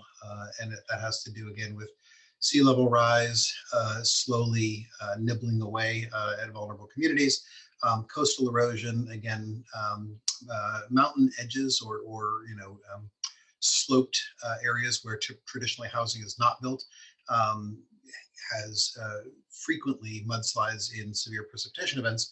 And then because folks have nowhere else to live in urban communities, they go right back to those same areas. And so, you know, if you live in one of these areas, you have a few different options about how you're going to try and adapt. You can stay and adapt if the climate change effects are slow, at least for a while. But the faster the events are, the more sudden onset the disaster is, the more quickly you have to leave. And unfortunately, again, that usually means more of your possessions, to the degree that you have them, are destroyed, and the less you have the ability to secure appropriate arrangements to settle somewhere else safely. Next slide. So, you know, big picture, obviously there's a lot that causes people to move, and it's not just climate change. Of course, there's political instability or economic tension or economic opportunity. There can be ethnic conflict or violence, but the degradation of the environment does play a significant role in why people either choose to or have to move from their current living situation. Next slide. And all of that is negatively affected by climate change, even if that's not the principal reason for you moving. Again, if you're moving because you're vulnerable, you often are moving into sites that are made more vulnerable by climate risk. And once you get there, it gets hard to leave because there are fewer and fewer spaces that are habitable. While you're there, I think we've talked a ton today about the health impacts of why you're there. But understanding that you know, the areas that are often where migrants are forced to locate are not just vulnerable to flooding, I've said that a couple times, but even rising temperatures, right? The heat island, when these things are adjacent to urban centers, are actually very important, and unfortunately tend to be reasonably far away, often from potable water sources, which gives you significant water insecurity. Next slide. So this is a really important document. If you don't know this document, you should at least be familiar with its concepts. This is the Sendai framework for disaster risk reduction. This comes out of the United Nations. You know, it's another document that has the place title or the place name in its title. But it's about how we try and be more resilient against risks, and how do we work with communities and nations to reduce their disaster risk. And so first, we have to understand it. So this requires a data-based approach, looking at the evidence for where we know disasters are going to occur and who are the populations that are going to be vulnerable, and then looking at what you can do to manage that disaster risk. So what are the strategies? Who are the players? Who's actually an active actor to help reduce risk? And then what resources do they need? You have to actually put some money in this to be able to reduce disaster risk for populations. And then you can't mitigate all risk, but you can't eliminate all risk, I guess I should say, but you can mitigate it to a degree. And you know, everybody's sort of familiar with the saga the U.S. goes through when hurricanes hit and people have homes on the beach or in flooded areas, and then they build them back in exactly the same place. It's the exact same structure, and everyone says, "Gosh, that doesn't seem very smart." And the answer is no, it's not. But you know, there are a lot of people around the world who don't have the choice about where they're going to be living, and so we have to think about how we build back on a population basis, how we build back more resiliently, we build back better.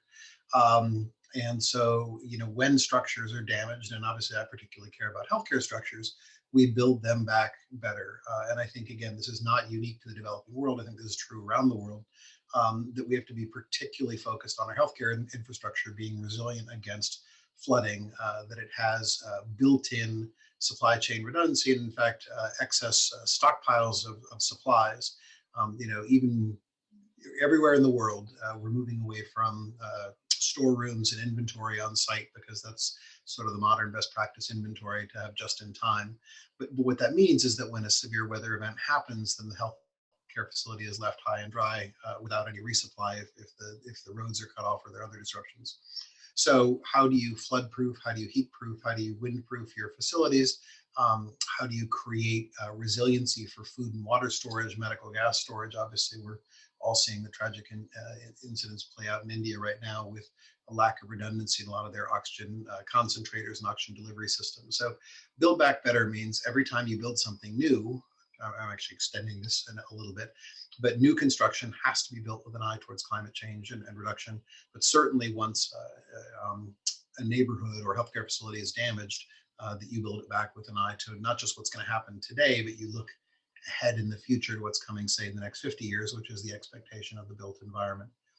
Next slide.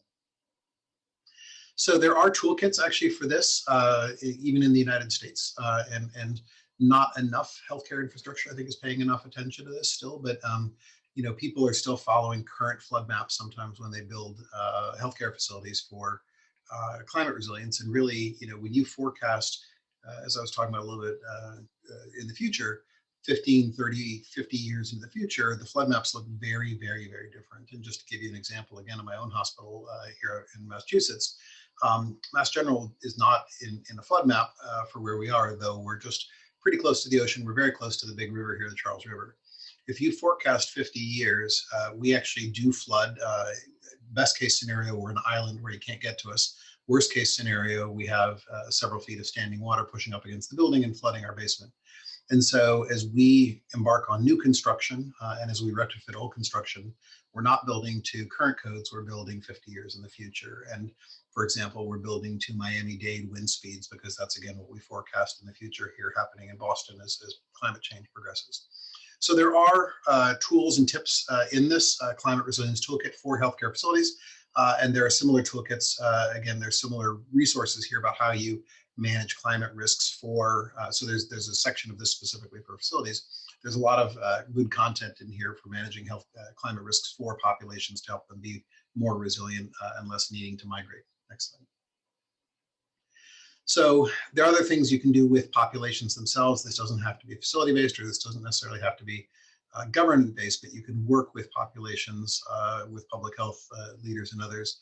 And this is a really good publication if you haven't had a chance to read it, working with indigenous communities adapting to climate change. And again, this is, as you can see, sort of a cyclical algorithm for how you look at the forecasts of what you expect. You look at the anticipated effects on disease burden, look at what's effective for public health interventions, work with the affected communities. That partnership, I think, is really important to stress, to put initiatives in place to mitigate damage, and then evaluate what you did and do it all over again. So this is an iterative process. You're really never done, but you're always trying to improve. Next slide. And so lastly, I think, you know, it's really important to look at climate change and health from a holistic perspective. You know, how is the population going to be affected? Who are your vulnerable populations? What are their greatest risks? What does this mean for the infrastructure? What's the existing readiness of your governmental structures, of your healthcare systems, of others? And so, you know, this is a little bit of what my world always looks at is a rational risk assessment, which is look at the vulnerability, look at the probability, and then look at the existing preparedness. And when you assign values to vulnerability, probability, and preparedness, you come up with a way of approaching your strategies to mitigate risks against, again, flooding, heat, wind, population evacuation, others. It's hard to address all of those if you don't have a rational way of ranking risk factors. So there is something called the Trust for America's Health report that comes out every year. It's a teeny tricky because it keeps changing its variables every year, so the rankings jump around because they measure different things in different years. So year after year, it's not necessarily a static or a steady measure of progress, but it's worth looking at. They work with the Hopkins Bloomberg School, and it's a nice job. And you know, hopefully most of you are on the more prepared end of this table, but I know we've got pretty good diversity here. So you know, it's about looking at your whole affected population in a rational way. And then if you're especially working in the international sphere, really trying to help those who are most vulnerable, who will be displaced when there's climate-related events, to either prevent them from having to move or coming up with appropriate strategies to get them to move to less risky areas in a rational way. Okay, I think that's it. Oh, no, sorry, there was one more slide. So the IMF does have a nice guide to help figure out how to help achieve this from a policy and an economic standpoint. It's pretty easy to say we should do this, but it's extraordinarily hard to actually pay for it and to make it happen. And so you need a lot of indirect triggers as well as some direct triggers to try and support adaptation strategies that help populations better either withstand or respond to climate change risks. And so that does everything from how do you incentivize or how do you manage your labor market to try and have them move to areas that are safer, and how do you locate your industry for your lower wage workforce? How do you educate your population, and how do you create health policies that encourage them to seek care, and again to be able to seek care in a resilient healthcare sector? And how do you incentivize governments and businesses to have a stake in this so that they don't just sort of watch the terrible things happening, but they actually directly try and intervene, whether it's in the zoning of their communities, for stronger building infrastructure, for higher wages with their workforce, et cetera, et cetera, et cetera. So anyway, like everything in this sphere, it's really, really complex, but you have to have economic carrots and sticks to be able to support the things that we're talking about. Sorry, now I'll stop. Oh, that's great. Thank you. All right, our final case is going to be with Dr. Caleb Dresser and Dr. Emily Cavallo-Hines. Good evening, thank you. Or at least here on the East Coast, it's evening now. Let me bring up my slides, one moment. There we are, and all right, visible?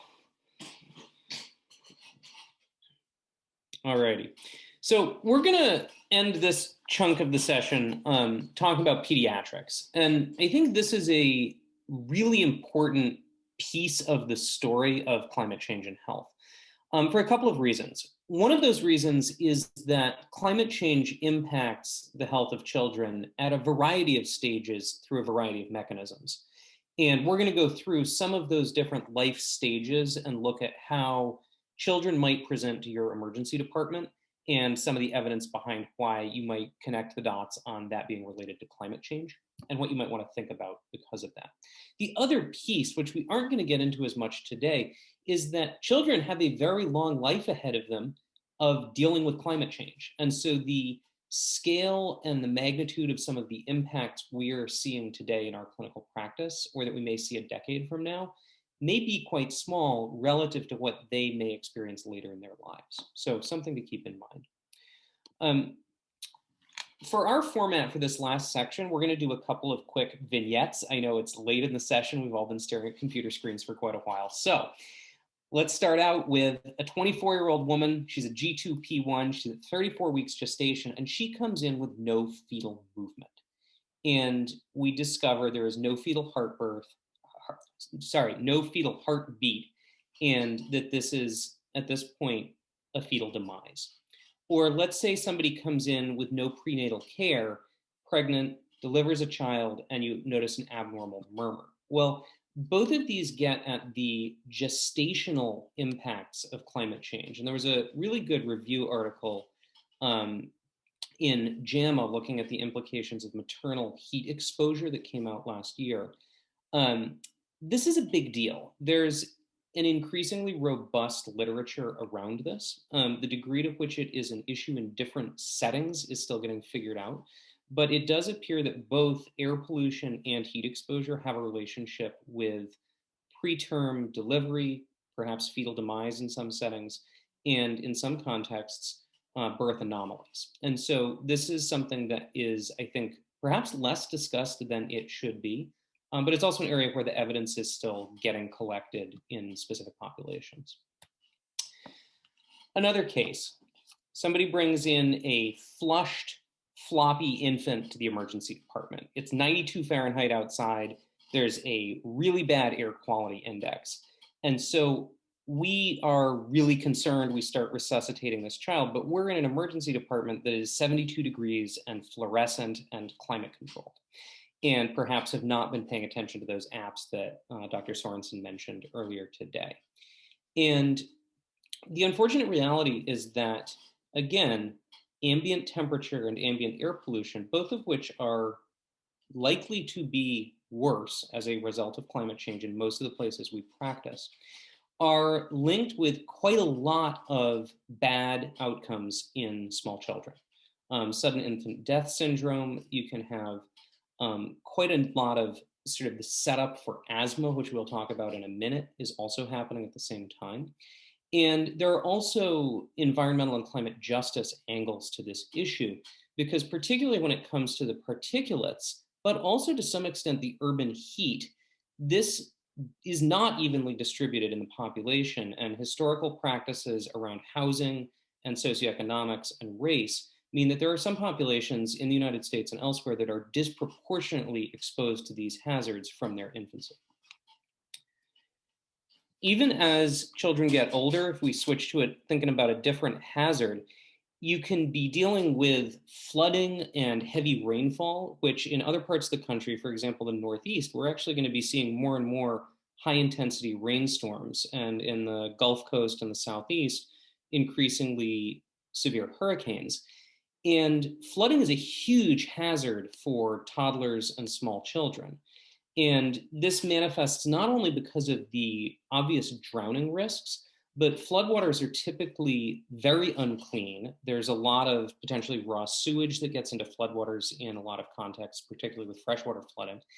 And soft tissue infections and other secondary infectious disease issues are also a big issue, particularly in young kids. I will also add from an international perspective that when you look at some of the older literature around, for example, cyclones in Bangladesh, that younger children had very high mortality rates in some of the big storms prior to the construction of elevated cyclone shelters. And so there are issues of physically being able to escape floodwaters and issues of risk of infection when you do come into contact with them, which anyone who's been around a toddler, they're going to get into what's around them. And so partly it is important for us as clinicians to be alert to these issues, but it's also really important for us to speak up on the importance of the water management in the communities where we practice so that we don't have this kind of thing landing in our emergency department. I'm going to close my section of this by just briefly mentioning asthma. And this could be its own probably 4-hour seminar on pediatric asthma and climate change. There's a huge amount of evidence around this. There's a lot of concern. What I would like to point out for this issue is that there's a lot of geography that goes into this. I mentioned inequalities before, and you can now get increasingly high resolution data. There's some really good papers coming out of California and elsewhere using mobile air quality sensors. And you can really see a strong relationship between all of those cars driving around, burning carbon and emitting particulates, and the risk of exposure to those in children and adults in those communities. And for children, the asthma exacerbations are a key way that that manifests. And it's not evenly distributed, and some neighborhoods are disproportionately at risk. Another dimension that is starting to get studied is wildfire smoke. The components of the particulates in wildfire smoke are a little bit different from the components from burning gasoline. And the air quality duration and intensity is different. So this is in some ways a different thing to learn about. And data is starting to come out around this. But certainly we are starting to see some anecdotal evidence that this is going to be a big issue. This was one example of a group that had simply looked at refills of asthma medications and where they went up and where they went down compared to historical baselines during fires in 2018. And it seemed as if people were filling more prescriptions for albuterol and other meds in places that had a lot of wildfire activity. So more to follow on this as we follow the literature. And with that, I'm going to turn it over to Dr. Calvello-Hyams. Thanks, Caleb. We also wanted to call to your attention, some of the other particular risks that children experience in the context of climate change and health. And just to say this one more time, that we really think that 88% of the burden of disease, or the children are going to bear 88% of the burden of disease due to climate change and health issues. And so, this case study is just to bring attention to a particular risk factor around increased vector-borne disease. So this would be a 9-year-old male who would come in for evaluation for a red round rash on his leg. And he plays outside in the woods near his house. And Caleb, you can just kind of click me through here. We know that, you guys would, especially on the East Coast, relatively diagnose this quickly as Lyme disease. And we've just seen this explosion in the number of cases of Lyme disease as climate has been an enormously important factor about kind of what the transmission, distribution, and incidence is of Lyme, particularly now with extension up into Canada. Just from the infectious disease standpoint, we know, and if we take a more global look at this, right, you guys can rattle off for me a number of vector-borne diseases that cause an enormous burden of disease. So that being kind of malaria, dengue, chikungunya, Zika, West Nile, all of those we're seeing market shifts in kind of what their distribution is and the risk profiles for our most vulnerable patients, our pediatric patients. Interestingly, temperature also plays a big risk modifier as far as kind of how kids are infected with diarrheal disease, which if you look at the global burden of disease takes up an enormous chunk of kind of childhood under 5 mortality, morbidity. Let's go to the next slide, Caleb. As we treat adolescents in our emergency department, we see lots of different things come in. Psychiatric presentations being increased during this recent last year. And here are 2 just examples of what we could see as far as mental health effects of climate change. So 13-year-old male brought into the ED from school for an evaluation for aggressive outbursts, disruptive behavior. Was recently had a physical altercation with another student. Recently moved to your city to stay with relatives after a hurricane in his home community. Very similar to actually a case presentation that I had a couple of years ago. Or a 16-year-old brought in by the mother for evaluation of listlessness, reduced appetite, sleeping all the time. And she's wondering at what point, what's the point of living since everything's falling apart. She recently lost her house during wildfire, now staying in a shelter with her family. I would say as the parent of teenagers, it's certainly been a struggle, and some of you guys can likely relate just to watching the teens really struggle throughout the COVID-19 pandemic, right, which is a little bit different of an acute disaster. In the humanitarian assistance world, we've been designing mental health interventions for acute disaster for a long time, but now I think we're really seeing this clear correlation with disaster specifically, especially for adolescents. So Caleb's going to just show you a number of examples from headlines from recent literature that's been published. And as he's kind of clicking through those, I would say that, it's not just about disaster. The mental health issues that we're seeing amongst adolescents actually have a relationship with temperature as well and temperature changes. And so there was a Nature climate change article that looked at temperature in the United States and in Mexico actually, and suicide rates.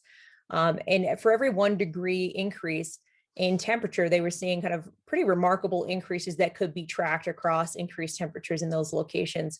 And that brings us to this concern for being anywhere from 9,000 to 40,000 additional suicides just based on temperature increase alone for adolescents and adults.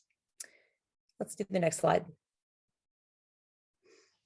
And when we think about all ages, and again, this is a public health course in and of itself, right? And thinking about kind of the relationship of climate change and then drought and food security, and the way that malnutrition particularly can play a remarkable, risk modifier for the transmission of infectious disease. And then what malnutrition actually, the effects of malnutrition, what effects those have kind of over the life cycle. And you guys may know that, of course, like malnourished kids don't do well, but there's increasing literature that shows that not only do they not do well, right, it affects kind of schooling and economic productivity and all those things, but actually puts them at risk for metabolic syndrome later on in life, which increases the burden of non-communicable diseases. So it kind of has this horrible synergy to it as we start looking at some of the data, especially on a population level. With that uplifting note, I think I will turn it back over to Dr. Rubley. All right, thank you guys. I'm going to go ahead and post resources for this section in the chat.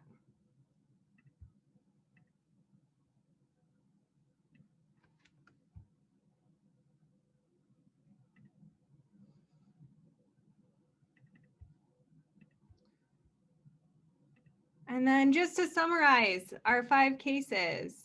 So you have some more resources to explore, but for health impacts, really connecting the dots for patients and colleagues in the workplace.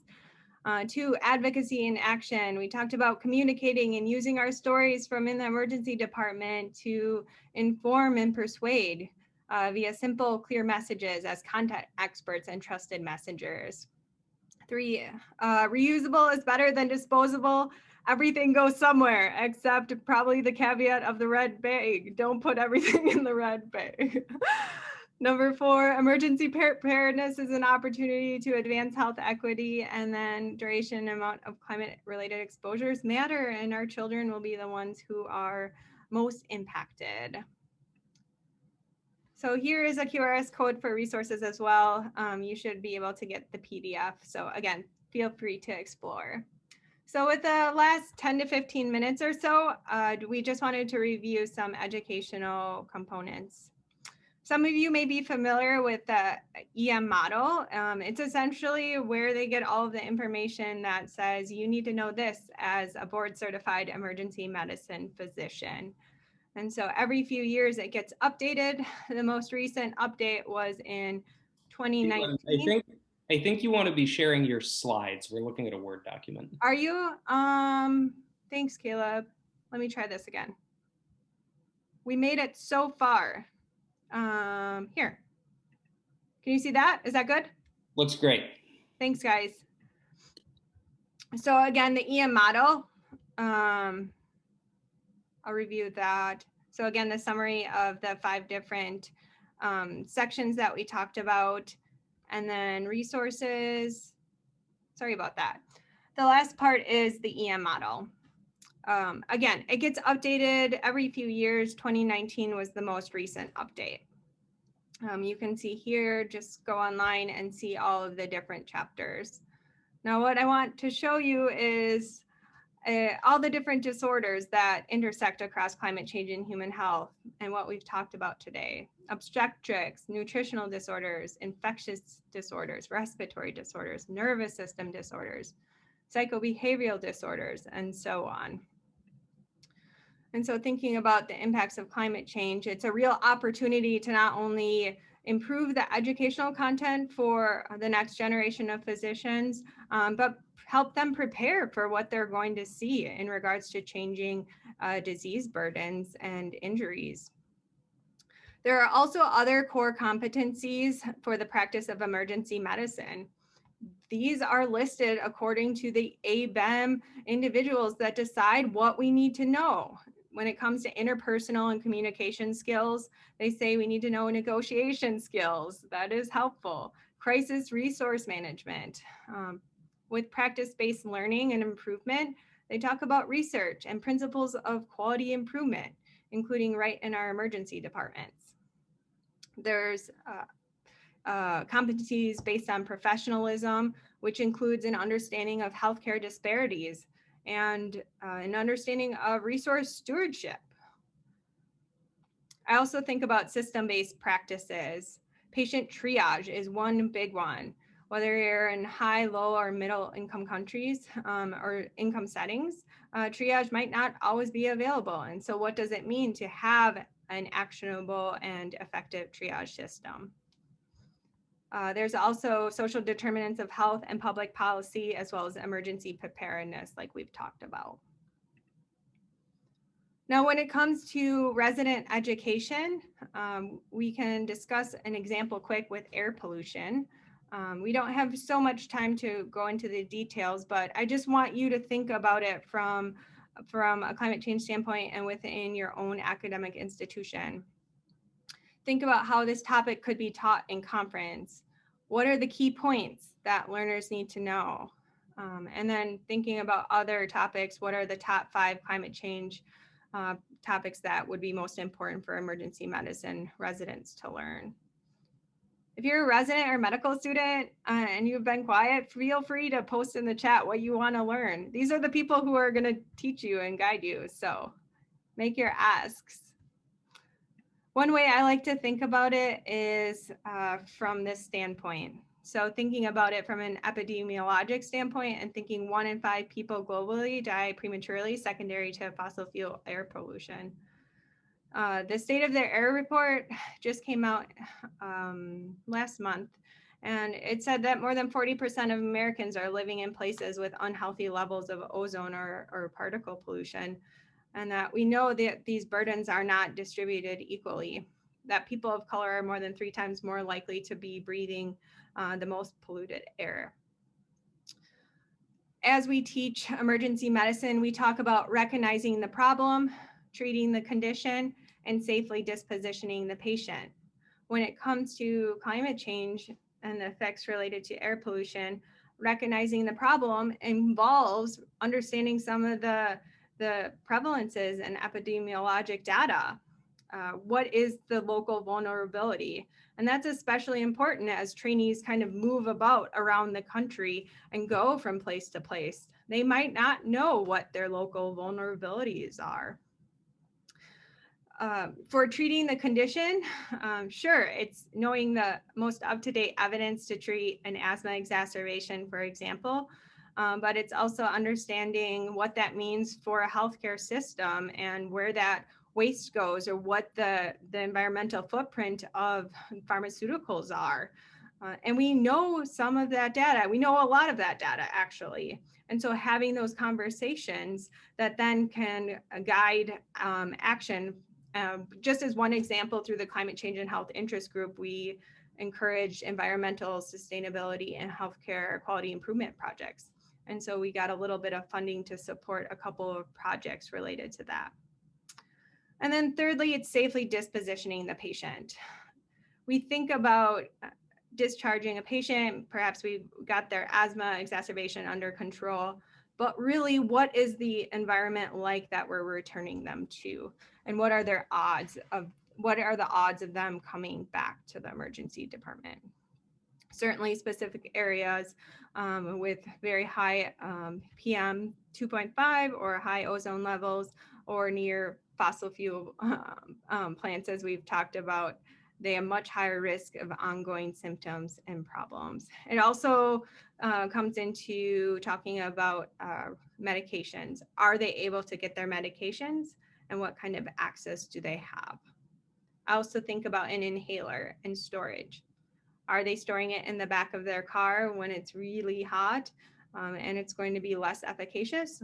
Or do they have a basic understanding of where these medications need to be stored?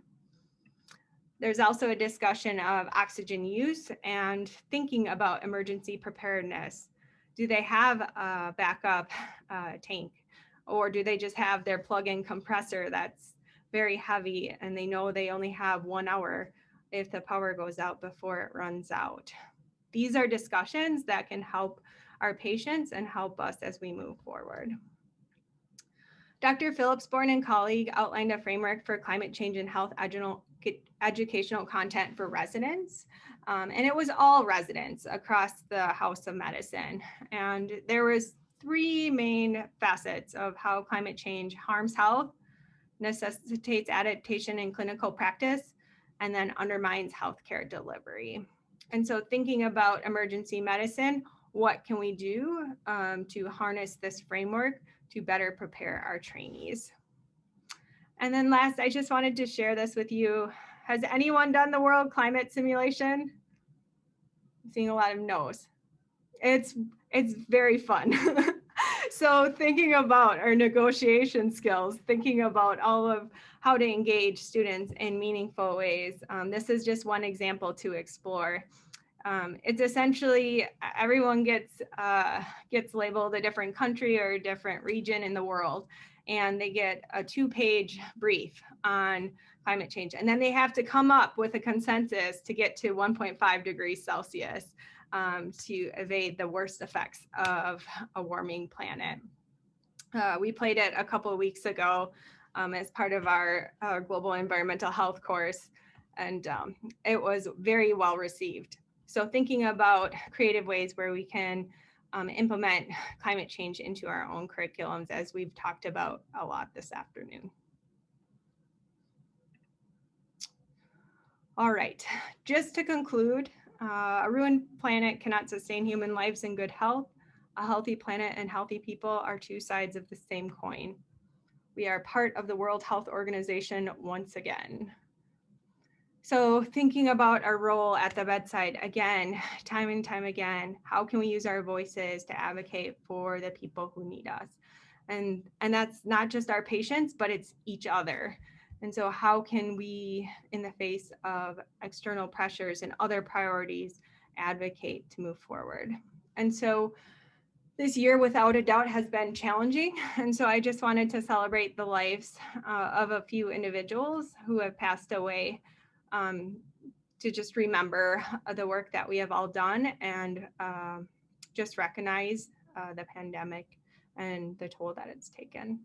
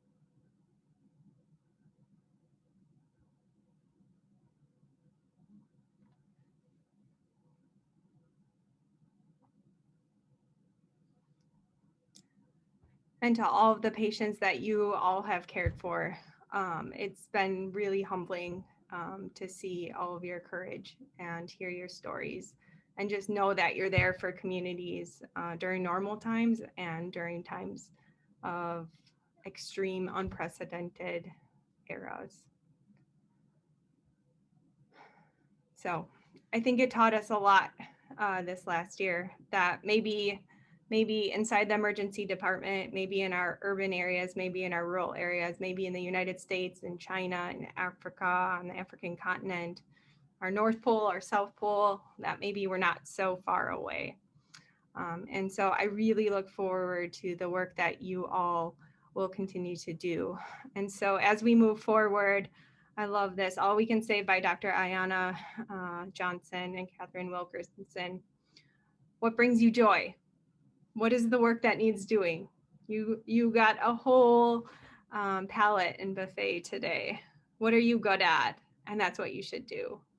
And so all of you who are medical students, who are residents, look to people on this call and look to other members in your health systems, because you can be the change that it needs. This is an evaluation, it's optional. There's also CME credit that you'll get for this workshop. SAM should follow up with that. There will be about 12 questions or so. So we hope you developed your climate lens today. I will leave this up here for a minute. And I especially want to thank SAEM, all of our presenters, and the Climate Change and Human Health Interest Group for their engagement and involvement.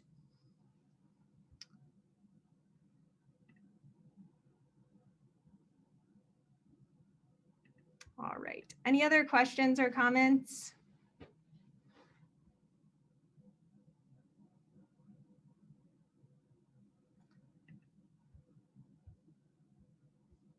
All right. Be well, everybody.